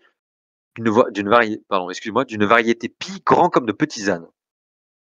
Le chef-lieu de ce pays, qui compte villes et villages, s'appelle Djadja. Excusez-moi. À l'est de Djadja, exactement à l'angle nord-est du lac, se trouve Al-Magza, l'arsenal royal. C'est de là que partent les raids en pirogue qui ont pour destination les rives opposées du lac, où seront faits des captifs chez les populations païennes. Donc là, on voit un peu les liens entre les dynasties islamiques et les raids vers les populations noires qui, elles, sont restées païennes, comme je l'ai évoqué précédemment. En ligne droite depuis Al-Magza vers l'est se trouve Manan, puis au sud-est, Jimmy, deux villes que nous connaissons déjà. Le nouveau est que Jimmy est désormais la capitale. Le phénomène est fréquent en Afrique subsaharienne et c'est très intéressant, écoutez bien. Avec l'islamisation des élites politiques, se fait ressentir le besoin non pas seulement de construire un bâtiment dédié au culte musulman, mais de fonder une ville nouvelle à l'usage de la communauté musulmane et offrant à celle-ci la possibilité d'exprimer son identité distincte par l'adhésion à certains modèles d'urbanisme, d'architecture, de décor, de sociabilité. Ghana-ville fut ainsi refondée au XIIe siècle. Djenné, au Mali actuel, fut établie comme ville islamique centrée sur sa mosquée, ceinte d'une muraille, vers le XIVe siècle, quand Djenné le vieux littéralement, la ville antérieure, qui avait pourtant perduré depuis le début de notre ère, périclita. C'est peut-être un pareil phénomène qui a conduit au Kanem à éloigner le siège du pouvoir sultanien des anciennes structures liées à la période païenne de la dynastie. Peut-être également, comme pour Ghana, s'est-il agi de faire glisser le centre du royaume vers le sud, dans le cas présent de quelques 200 km, pour mieux contrôler un espace politique nouvellement étendu en direction du sud. Donc là, c'est assez intéressant, c'est-à-dire qu'avec l'islamisation, les vieilles cités qui avaient un passé païen commencent à être un peu abandonnées au fil des siècles, bien sûr, au profit de cités purement musulmanes qui sont nouvellement bâties. Là. Islam et Afrique. Allez, on en remet une couche. On en remet une couche parce que c'est très intéressant. Et on adore ça. Et je sais que à la fois le monde islamique est vraiment quelque chose que vous aimez au fond de vous-même, et le monde de l'Afrique noire également, donc je vous fais plaisir. Le Mali du XIVe siècle, donc là on va un peu parler du Mali le plus connu, qui a un peu été célébré par les panafricanistes, les afrocentristes, parce que, comme vous le savez, il y avait le fameux roi Moussa, enfin le sultan Moussa du Mali, qui était richissime avec ses mines d'or, qui ont fait sa popularité dans tout le monde islamique. On va commencer à l'aborder brièvement. Le Mali du XIVe siècle est un vaste royaume, on dit parfois empire parce que le souverain d'une dynastie musulmane a dans sa vassalité plusieurs autres rois qu'il a vaincus ou dont il a obtenu l'hommage par quelque autre moyen. Parmi ceux-ci, il en est un dont le royaume touche à la côte atlantique entre les fleuves Sénégal et Gambie. C'est la fenêtre maritime de l'empire, qui est certes fort éloignée des centres du pouvoir, située dans la savane malienne. Mais les élites marchandes et itinérantes du pays n'ignorent sans doute rien de cette province littorale. Que l'expédition ait eu lieu ou pas, c'est bien de cet océan-là qu'il est question. Peut-on, puisque des oulémas sillonnent également le pays, invoquer une allusion à des navigations arabes de l'époque?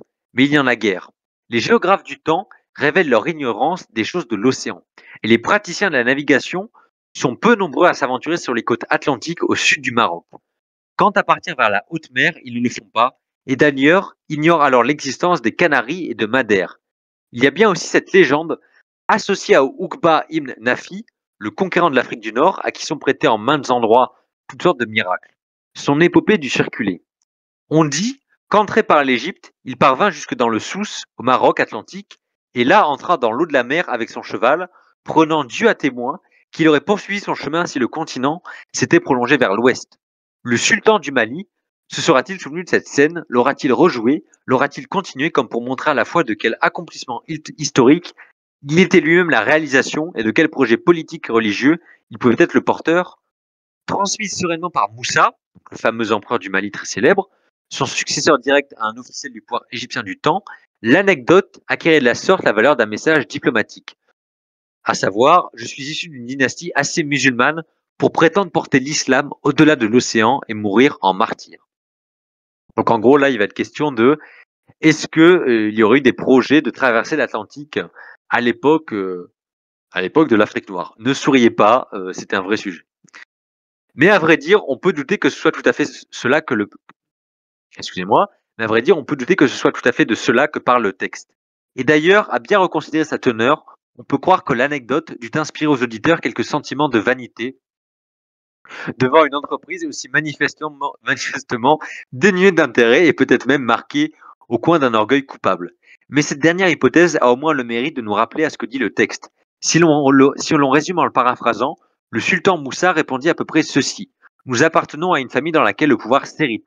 Celui qui était avant moi ne croyait pas que l'océan Atlantique fût impossible à franchir. Il voulut le faire et échoua. Je devins ainsi seul maître du pouvoir. Dans ce récit, qui est d'abord le récit d'une transmission du pouvoir, il y a peut-être quelque chose de plus profond qu'un ferment de querelle de préséance au sujet de la traversée de l'Atlantique. Donc là, je passe un peu là-dessus parce que c'est pas le plus passionnant, mais en fait, ce qu'il faut retenir, c'est que, je résume très brièvement, il y aurait eu une légende transmise par les auteurs arabes comme quoi, en fait, Moussa n'était pas légitime quand il a pris le pouvoir. C'est-à-dire qu'il s'est un peu imposé au détriment du successeur légitime. Et en fait, il raconte un peu pour délégitimer son prédécesseur, que son prédécesseur disait, à l'image du conquérant arabe de l'Afrique du Nord, oui, mais j'irai porter la parole d'Allah au-delà de l'océan qui s'étend à l'ouest, si c'est possible. Et donc, Moussa, par les auteurs arabes, dit que son prédécesseur a envoyé des centaines de bateaux avec des milliers de personnes de l'autre côté de l'Atlantique pour prêcher l'islam et pour, du coup, aller à l'autre bout du monde, mener la guerre sainte. Donc en Amérique du Sud, si on suit un peu cette logique-là, même totalement, et que aucun ne serait revenu. Et que si les bateaux revenaient, c'était la preuve que Allah était avec lui, qu'il était légitime, etc. Et donc Moussa, il a tout intérêt à rapporter ce récit, puisque aucun bateau n'est revenu. Ça ne veut pas forcément dire qu'ils ont échoué, mais donc ça veut dire qu'aucun n'est revenu. Donc peut-être, donc d'un point de vue symbolique, ça veut dire que son prédécesseur n'a pas tenu sa promesse, donc il n'est pas si légitime que ça, et donc que Moussa est légitime. Donc c'est pas anodin qu'il y ait ce récit au sujet de Moussa, transmis par Moussa au sujet de son prédécesseur. C'est une manière de se légitimer politiquement. Mais ce récit a été repris par des afrocentristes, donc un peu l'équivalent des ethnocentristes européens, mais pour les Africains, qui disent oui, non, mais en final, on était en Amérique du Sud avant, quelque part, c'est nous qui avons civilisé l'Amérique du Sud. Donc c'est très, ils prennent donc cette anecdote qui est assez peu étayée pour extrapoler. Et c'est ça où je le dirai à la fin, mais Fauvel, il tombe pas trop là-dedans. Il est quand même assez, il fait quand même signe, enfin, il fait quand même montre d'un certain niveau de probité à ce niveau-là. Donc voilà, c'est pas de la barbarie. Voilà. Bref. Je continue sur Moussa avec le couac protocolaire. Le chapitre 32 qui s'intitule Un couac protocolaire, le Caire 1324. Et là, on va aborder le vrai Moussa. Parce que Moussa, donc le sultan du Mali, il est aussi connu pour sa richesse de ses mines d'or qu'il a fait connaître dans tout le monde islamique. Il est aussi connu pour avoir accompli un pèlerinage à la Mecque. Et pour ce pèlerinage, il est passé par l'Égypte. Et il y a donc eu une rencontre avec le sultan mamelouk de l'Égypte. Et vous allez voir que c'est assez intéressant. Toute rencontre diplomatique suppose des ajustements protocolaires. Dans quel salon sera reçue telle délégation? Quelle forme aura la table autour de laquelle se dérouleront les discussions? Comment les chefs d'État et de gouvernement seront-ils placés pour la photo? Quelles questions pourront poser les journalistes lors de la conférence de presse? En cas de règlement d'un conflit, qui tendra la main à l'autre en premier?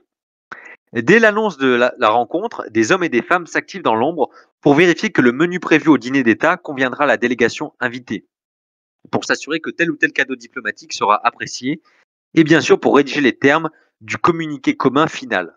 La pente étant glissante entre l'impair et la crise diplomatique, on s'emploie à éviter ou résoudre très vite tous les couacs. Les officiers de la chancellerie mamelouk du Caire avaient recours à des manuels de protocole. Ces ouvrages permettaient de connaître les noms de règnes, titres d'adresse et généalogies revendiquées par les souverains, musulmans ou pas, du reste du monde. Al-Oumari est l'auteur d'un tel manuel. On y apprend que la lignée des sultans du Mali prétend descendre de Ali, cousin du prophète, époux de sa fille Fatima et quatrième calife de l'islam, mais que l'administration mamelouk a intérêt à ne pas entériner cette revendication.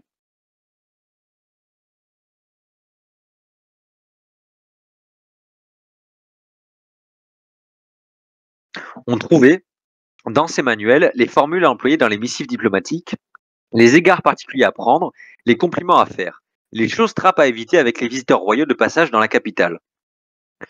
C'était d'autant plus nécessaire que les Mamelouks, dynastie non héréditaire d'esclaves issus d'Europe orientale et du Caucase, et formés à l'égal d'une confrérie militaire, régnèrent durant plus de 2 siècles et demi, de 1250 à 1517, sur l'Égypte et le Levant. Une part de leur prestige, qui entraînait des responsabilités diplomatiques, résidait dans le fait qu'ils se considéraient et étaient considérés comme les protecteurs des lieux saints de l'islam. Et il leur incombait d'organiser et d'assurer le dernier segment de la route du Hadj, le pèlerinage islamique entre le Caire et la Mecque, pour tous ceux qui venaient de l'Occident de l'islam et de diverses régions d'Afrique. Il est difficile de savoir quelle gravité aurait pu avoir l'impair diplomatique qui fut résolu in extremis au Caire en 1324.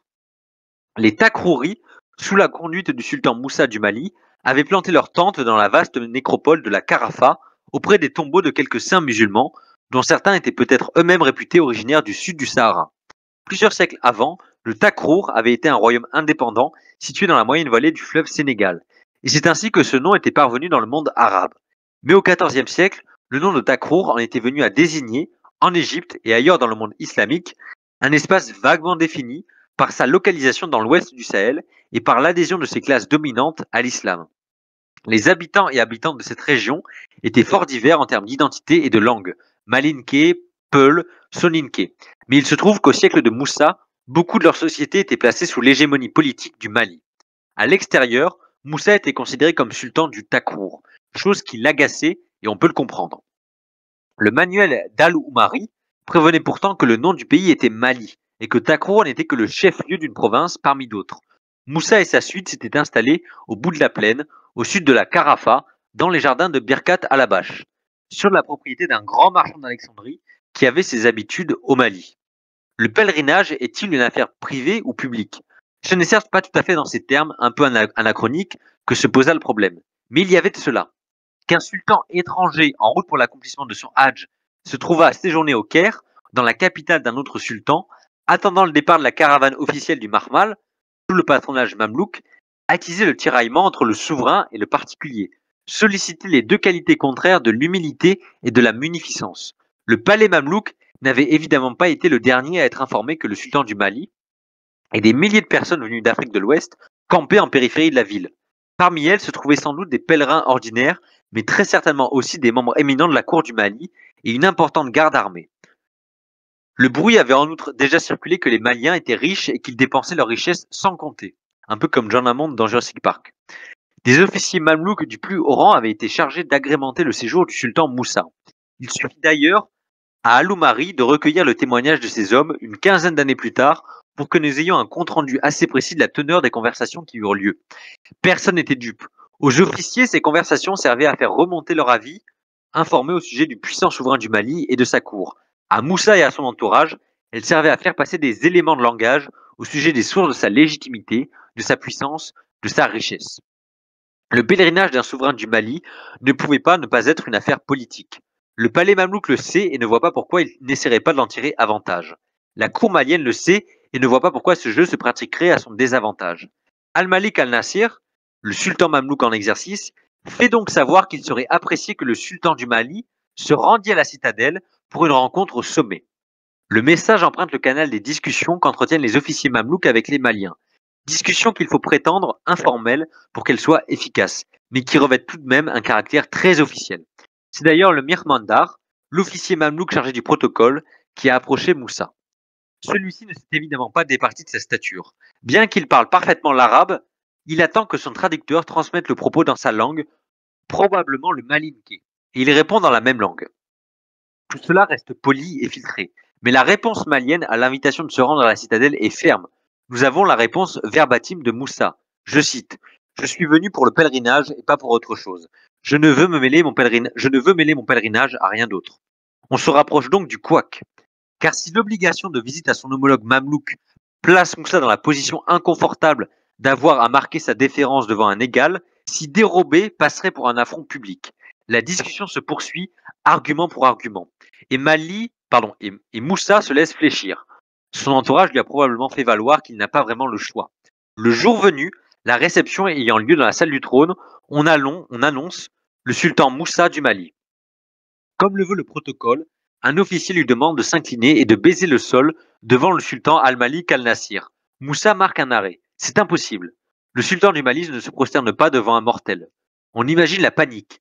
Le témoin ayant assisté à la scène nous dit que les choses se réglèrent dans les quelques secondes qui suivirent. On peut ainsi penser qu'en réalité, les diplomates des deux parties avaient déjà envisagé ce cas de figure et trouvé la parade. Toujours est-il qu'un homme de l'entourage de Moussa s'approche et lui dit à l'oreille quelques mots que nul autre que lui n'entend ou ne comprend.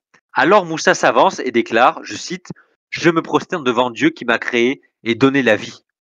La trouvaille n'est pas mauvaise. Elle permet ou oblige, selon le point de vue, Moussa à se prosterner en face d'un autre sultan, mais pas tout à fait devant lui. En tout cas, pas en signe d'hommage à sa personne. Soulagement des deux côtés, les apparences sont sauves. Al-Malik al-Nasir s'avance devant Moussa, l'accueille, le fait s'asseoir près de lui. Les deux hommes eurent ensemble un long entretien, après lequel le sultan Moussa se retira. Donc voilà, ça nous donne un peu des renseignements sur les équilibres diplomatiques de l'époque. Là, je pense qu'on va terminer là-dessus, parce que c'est collector. C'est pas collector, mais c'est assez intéressant. Il y a quelque chose d'assez collector, c'est sûr. Alors, je vais vous lire quasiment tout le chapitre entier, encore une fois, ce sera ma dernière citation, avant ma brève conclusion. Chapitre 34, donc l'un des derniers chapitres, je cite le titre du chapitre. Alors, à lui seul, il mérite d'être cité. Production d'eunuques en Abyssinie ou petit arrangement entre ennemis. Sous-titre Éthiopie et Somaliland vers 1340. De tous les rois régnant sur les parties de l'Abyssinie, le seigneur de l'Amara, celui qu'on a la coutume d'appeler le Négus d'Éthiopie, exerçait de longue date, et peut-être en vertu d'un vieux privilège lignager, la suzeraineté sur les autres rois, ses voisins. Or, le roi de l'Amara était chrétien, et quelques-uns des autres étaient musulmans. Cette situation était en apparence enviable pour le souverain d'Éthiopie.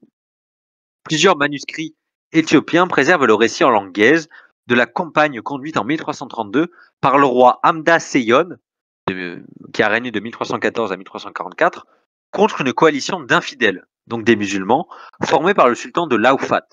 Avec arrogance et superbe, nous dit le récit, ce sultan du nom de Sabradin s'était tourné contre le roi chrétien et avait dit « Je deviendrai roi de toute la terre d'Éthiopie, je dominerai les chrétiens selon ma religion et j'abattrai les églises. » Raids, batailles, liste de pays soumis et d'ennemis passés au fil de l'épée, trahison, affrontements décisifs, le récit de la campagne d'Amda Seyon est celui d'une marche irrésistible vers la consolidation territoriale, politique et religieuse d'un empire dont les institutions sont chrétiennes. Mais on aurait du mal à comprendre la pérennité des principautés islamiques d'Abyssinie, toutes coalisées qu'elles peuvent être parfois, si l'on ne se fiait qu'à ce monument écrit, produit par le Parti royal chrétien, sans doute à l'adresse de communautés monastiques enclines à la remontrance ou à l'indiscipline. Le récit des guerres victorieuses d'Amda Seyon n'est pas seulement l'expression du point de vue chrétien sur les relations avec les musulmans, c'est un outil de propagande servant à prouver la valeur guerrière du roi et son rôle d'éclaireur des moines évangélisateurs. Dès lors, quelle foi accorder à ce discours de guerre sainte quand les paroles attribuées à Sabradin relèvent aussi évidemment de la ventriloquie? Le cas est assez rare en histoire de l'Afrique. Nous disposons, dans une source exactement contemporaine, du point de vue exactement adverse. Voilà qui permet peut-être, comme en contre-champ, de mieux cerner la nature de l'interaction entre chrétiens et musulmans aux environs de 1340. Notre informateur est Al-Oumari, le même qu'on vient de citer pour pour Moussa, ancien fonctionnaire égyptien du sultan Mamelouk, désormais retiré à Damas par suite d'une disgrâce. Dans ces années 1340, il se souvient d'une délégation de dignitaires religieux musulmans, habitants de Zeila, débouché maritime du sultanat de Laoufat, venu au Caire pour une curieuse mission diplomatique. Je cite, « Le savant juriste Abdallah Ez-Zeilai, écrit-il, est intervenu activement auprès des portes sultaniennes au Caire, au moment où arrivait un ambassadeur du souverain d'Amara, afin de faire rédiger au patriarche, donc le patriarche copte, une lettre qui interdisait au roi de commettre des exactions dans le pays des musulmans et de prendre leurs biens les plus sacrés. Ordre lui en fut donné, et le patriarche écrivit une lettre éloquente et efficace, pour blâmer ses actes et interdire à quiconque de les commettre. Ces exhortations furent excellentes, mais cet incident est caractéristique de la situation. Il l'est en effet. Le chef de l'église éthiopienne est un métropolite, archevêque d'une province ecclésiastique, nommé par le patriarche copte d'Égypte, sujet d'un État islamique. C'est donc par un souverain musulman étranger que le roi chrétien d'Éthiopie est contraint en dernier lieu de faire viser l'accréditation du chef de son église. Les musulmans abyssins l'ont bien compris, qui profitent de l'envoi d'une ambassade chrétienne pour dépêcher leurs propres délégués en Égypte et obtenir, sous la pression du sultan, une injonction écrite du patriarche au roi d'Éthiopie. Donc là, en fait, c'est des ambassades de musulmans de la Corne de l'Afrique d'Éthiopie qui envoient une ambassade au sultan égyptien qui abrite le patriarche copte qui dirige l'église éthiopienne pour faire pression sur le souverain d'Éthiopie, lui enjoignant de bien traiter les musulmans qu'il a sous son royaume, enfin sous sa suzeraineté. Donc c'est de la diplomatie religieuse, de la géopolitique religieuse de haut niveau, comme dirait l'autre. C'est un billard à 4 bandes. À vrai dire, il n'y avait pas besoin de cet éclairage diplomatique pour montrer que l'impératif de guerre sainte entre les communautés religieuses de l'Abyssinie était bien plus tempéré que ne le suggérait la geste d'Abda Seyon. La description de l'Abyssinie musulmane par Al-Umari mentionne 7 royaumes islamiques de construction frêle et de petite richesse. Le cheikh de Zeyla regrette d'ailleurs leur faiblesse et la dispersion de leur autorité. Mais il souligne comme une évidence nullement problématique, encore moins répréhensible, le voisinage qu'entretiennent ces formations islamiques avec le royaume chrétien et leur commun substrat culturel. Les abyssins du Moyen-Âge se nourrissent de teff, une variété locale de céréales. Ils mangent de la viande crue, ils produisent du beurre et du miel, ils mâchent des pousses de cat, un stimulant et euphorisant, ils parlent l'amharique et emploient un système d'écriture qui leur est propre, l'alpha-syllabaire éthiopien. On se croirait sur les hauts plateaux de l'Éthiopie d'aujourd'hui. Sans doute fruit de la même matrice culturelle, musulmans et chrétiens ne se pensent pas ennemis naturels. Bien plus, mis à part les prônes vindicatifs lancés à l'église ou à la mosquée contre l'infidèle, c'est-à-dire l'autre, tout suggère qu'en ce temps d'avant les guerres de religion destructrices du XVIe siècle, chrétiens et musulmans d'Abyssinie se pensent encore une communauté d'histoire et de destin. Elles auront changé de perception et de stratégie 2 siècles plus tard. Il faut pour se faire la guerre à mort, s'inventer des identités séparées. Voilà. Donc j'ai fini ce que je voulais faire pour ce. Donc je vais conclure. Donc chers amis, j'ai enclenché ce cycle de conférences lors de la dernière matinale. Je vais le continuer, à savoir Hérode vide sa bibliothèque. Donc voilà, vous avez bien compris, je vide des livres qui traînaient depuis longtemps. J'en profite pour en faire des comptes rendus assez succincts sur lesquels je ne vais pas forcément retravailler des heures, contrairement à d'autres conférences plus soignées. Alors, j'ai essayé de prendre les citations les plus saillantes. Je vais résumer pour Zertor. Donc en fait, ce que j'ai fait ce matin, c'était un compte rendu de lecture du Rhinocéros d'or, ouvrage de François-Xavier Fauvel, professeur au Collège de France d'une chaire dédiée à l'histoire du monde africain médiéval en quelque sorte. Et en fait, l'ouvrage est constitué de pas moins de 39 chapitres. Il fait à peine 360 pages. Chaque chapitre est très court. L'immense majorité des chapitres font moins de 10 pages et sont plus des anecdotes. Une mention intéressante, c'est un auteur arabe du 9e, 10e siècle, une découverte archéologique d'une cité oubliée, un objet marchand manufacturé, une histoire de marchands juifs en Afrique du Nord liée à l'Afrique, des histoires de géopolitique diplomatique entre royaume chrétien et pouvoir musulman en Éthiopie. Vous avez bien compris. Je vais peut-être vous lire les 39 chapitres si vous voulez. Chapitre 1er, les tribulations de 2 Chinois en Afrique. Chapitre 2, dans le ventre du cachalot. Chapitre 3, aspect d'une frontière. Chapitre 4, chasse et croisée diplomatique à la cour de Georges II de Nubie. Chapitre 5, y a-t-il encore quelqu'un au-delà de vous autres? Chapitre 6, pour 42 000 dinars. Chapitre 7, une ville faite de 2 villes, la capitale du Ghana. Chapitre 8, Ghana 100 ans après. Chapitre 9, conversion en chaîne. Chapitre 10, le roi de Zafoun entre à Marrakech. Chapitre 11, service funéraire global. Chapitre 12, les riches défunts des tumulus. Chapitre 13, Aksum, la ville qui fait les rois. Chapitre 14, les trésors de Débré Damo. Chapitre 15, la carte et les 2 géographies. Chapitre 16, l'affaire de la concubine. Chapitre 17, Sigil Massa, carrefour du bout du monde. Chapitre 18, les habitants souterrains des ruines de Sigil Massa. Chapitre 19, le pays où l'or pousse comme les carottes. Chapitre 20, mine fantôme. Chapitre 21, le pays de Sofala. Chapitre 22, le rhinocéros d'or. Chapitre 23, la stratigraphie de Kilwa, comment naissent les cités.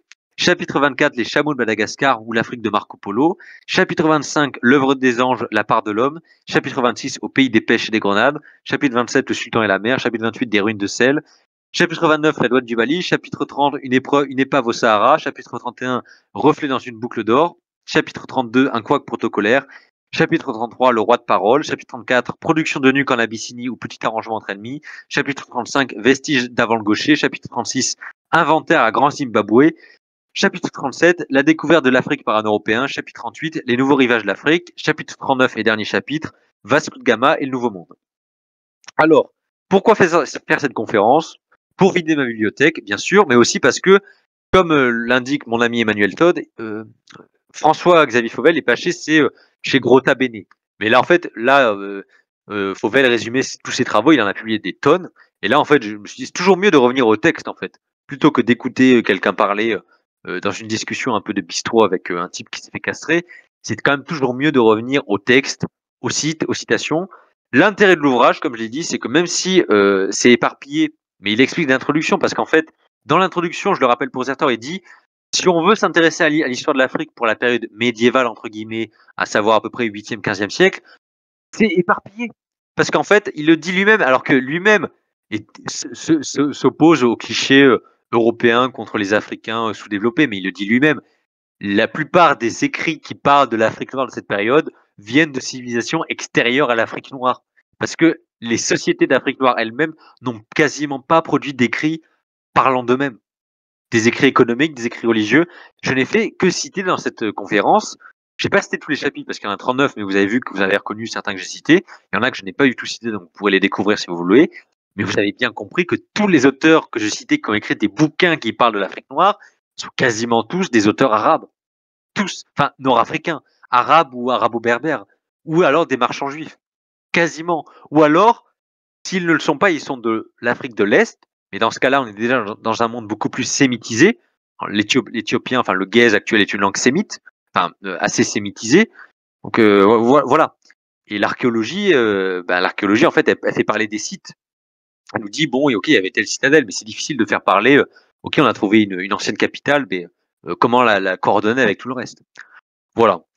Qu'est-ce que je voulais dire? Ouais, voilà. Une autre chose que je voulais dire pour conclure, c'est que Fauvel en parle très peu dans cet ouvrage, mais il a écrit d'autres bouquins dessus. C'est que ce qu'on peut lui accorder, c'est que bon, déjà, il rassemble des tonnes de travaux. Donc, l'avantage d'être au Collège de France, c'est qu'il passe sa vie là-dedans, donc il synthétise plein de travaux spécialisés.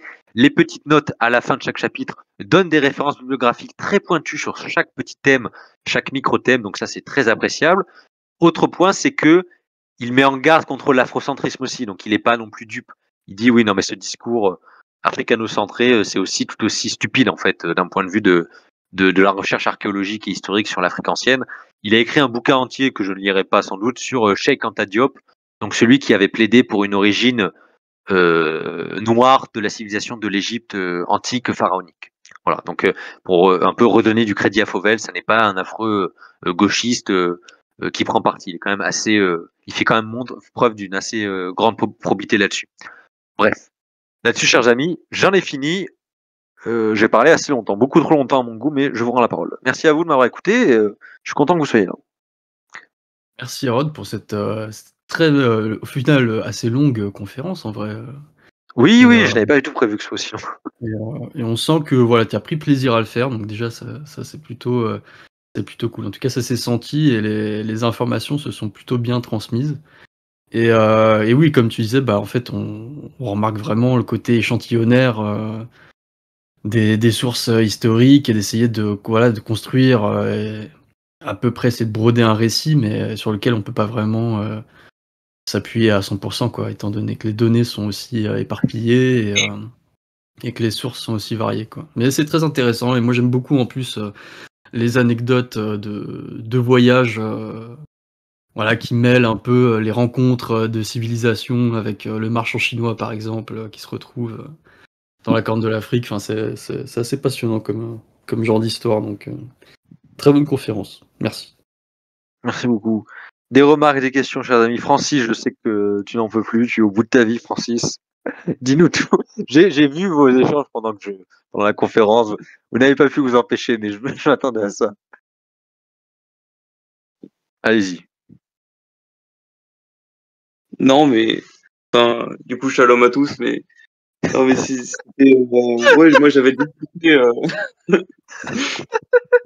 j'avais écouté, enfin c'est ce que je disais dans le chat, j'avais déjà écouté avec Nota Bene ce mec.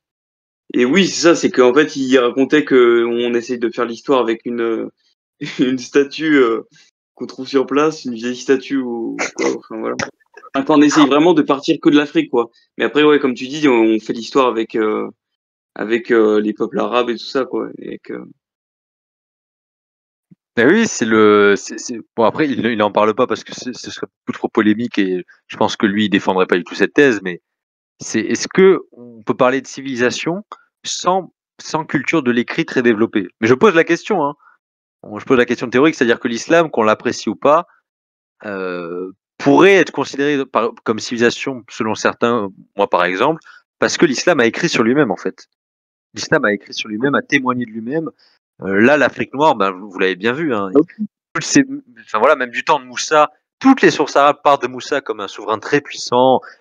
Sa richesse était vraiment légendaire parce que des cartographes juifs en Al-Andalus, je l'ai pas mis, mais dans l'ouvrage il y en a, ils ont produit une carte du monde de leur époque, centrée sur la Méditerranée, parce qu'à Al-Andalus, le commerce méditerranéen, etc. Et on voit Moussa au sud. Il y a un homme noir vêtu de manière assez riche qui tient une grosse boule d'or dans sa main, et c'est Moussa en fait. On est quasiment sûr que c'est Moussa. Oui. De toute façon, tout ça, c'est à cause de Yacoub. Voilà, mais en fait, même Moussa qui était le plus riche, ben on n'a pas. En fait, ce sont les auteurs arabes qui font parler Moussa. Là, ce sont des auteurs mamelouks, des géographes arabes que je vous ai cités qui parlent de Moussa. Il n'y a pas de lettré de la cour de Moussa qui a écrit un ouvrage qui nous a été transmis. Ouais. C'est un petit peu antinomique, mais bon. Je trouve aussi. Donc, quelque part, indirectement, parce que lui, Fauvel, je pense pas que c'est soit qui l'intéresse, mais ce genre de travaux peut un peu faire redescendre les afrocanolâtres, on pourrait les appeler comme ça, ceux qui disent que l'Afrique avant l'Europe, c'était une civilisation glorieuse. Alors c'était une civilisation humaine avec sa culture, mais de là à dire que c'était le centre du monde, on l'a vu avec cet ouvrage, c'est beaucoup plus un nœud économique comment dire, un enjeu économique plutôt. Et après, est-ce qu'il justement il n'y a pas un biais de voir principalement l'aspect comptoir commercial du fait que la plupart des traces écrites en fait étaient d'origine marchande et que derrière ce qui reste c'est uniquement les traces des autres des marchands quoi. Bah oui, c'est un peu ça. C'est ça qui est frustrant, c'est que c'est pour ça que j'ai cité ce passage, parce que ce qui m'intéressait, c'est l'auteur arabe qui parlait du culte un peu des Africains pré-islamiques.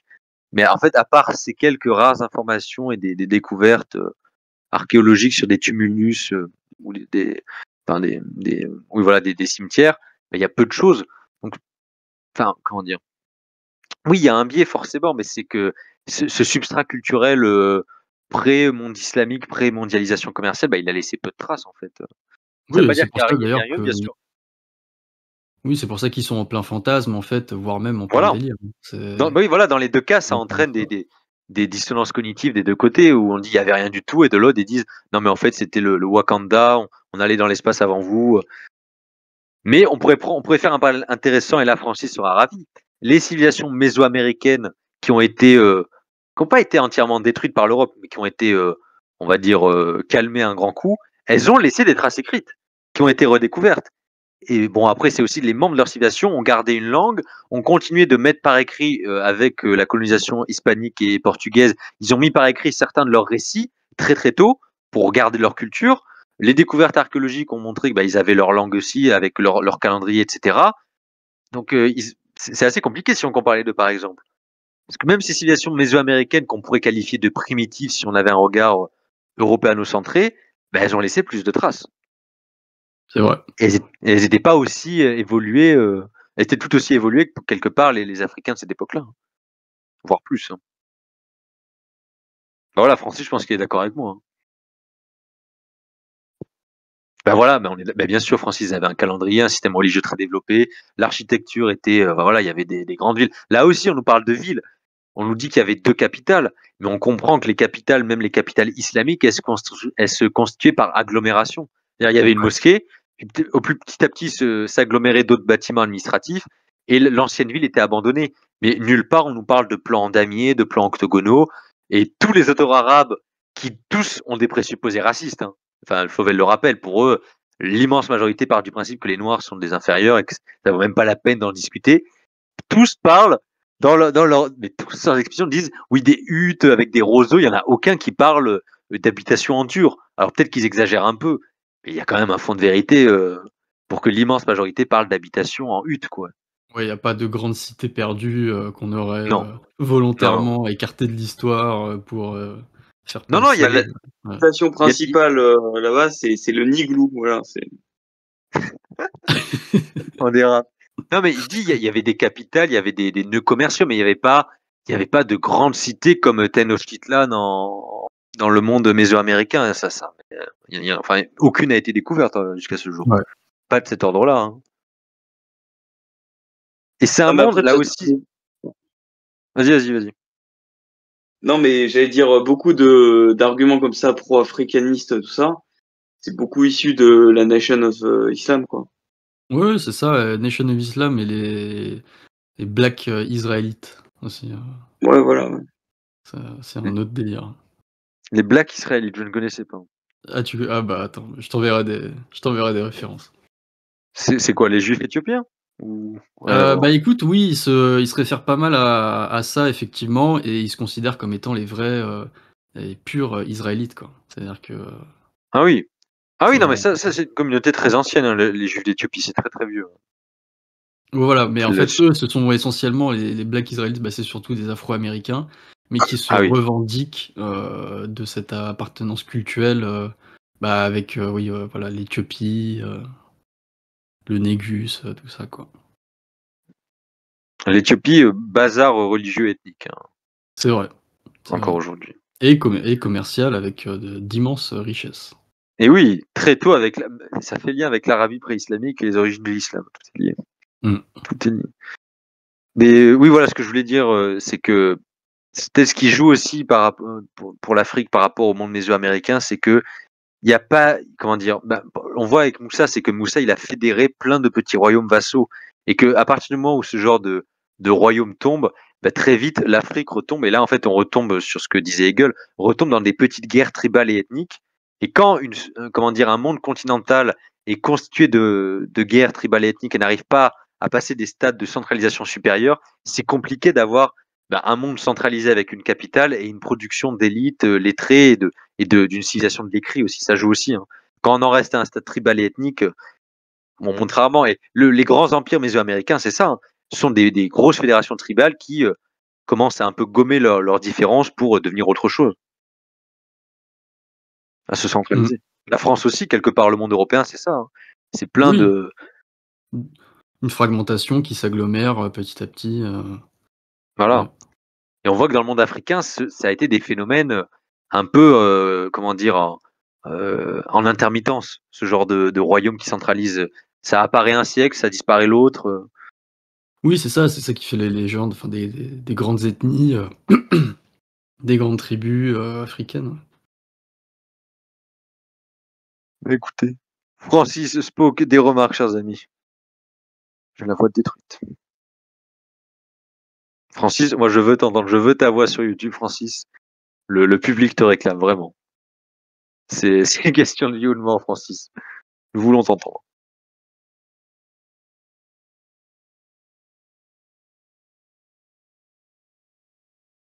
Spoke, de même, si tu as des remarques, n'hésite pas, hein. Sinon, on va pas tarder à couper le bot.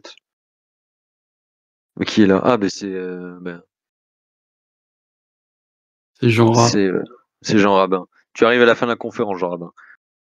Allez, Francis, un petit truc. Salut le public YouTube, au moins, s'il te plaît, Francis.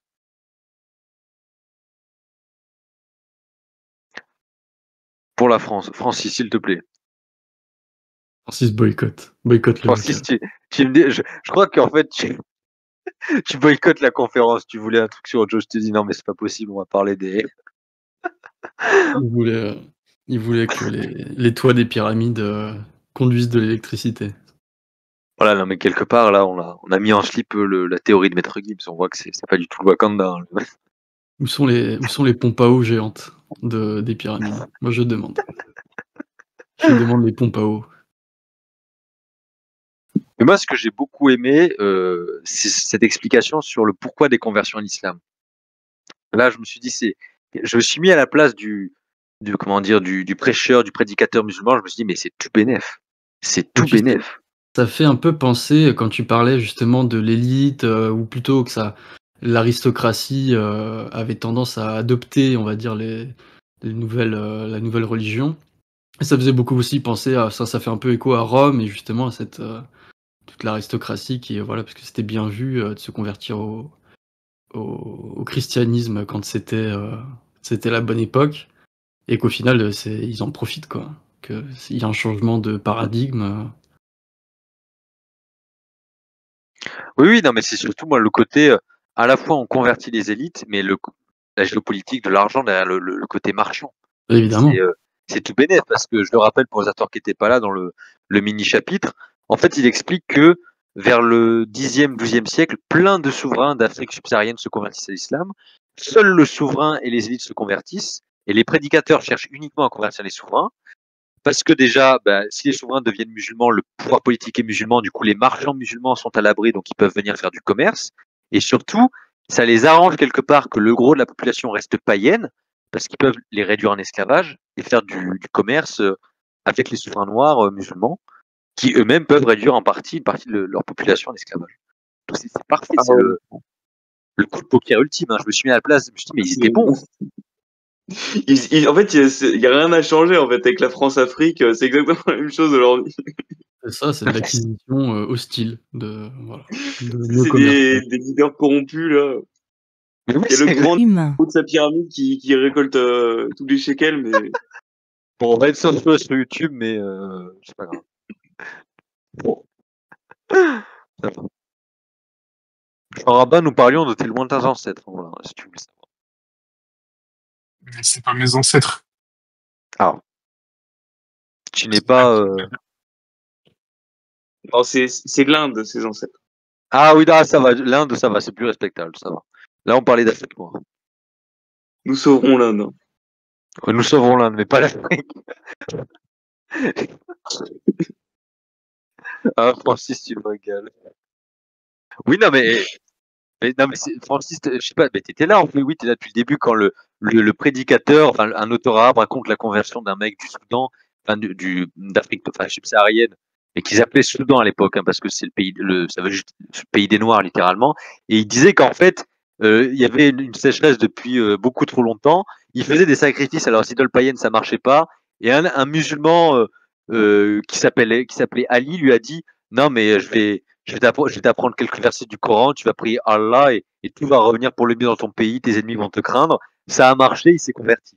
C'est littéralement ça. C'est comme ça que le récit de la conversion nous est narré, en fait. Donc oui, c'est exactement ça. Le mec dit, non mais crois en Allah, tout va s'arranger pour toi, et ça a marché. Et ça a bien marché. Ça me fait penser à la conversion de Clovis. Ils ont vu un tapis volant et ça y est, c'était parti, quoi.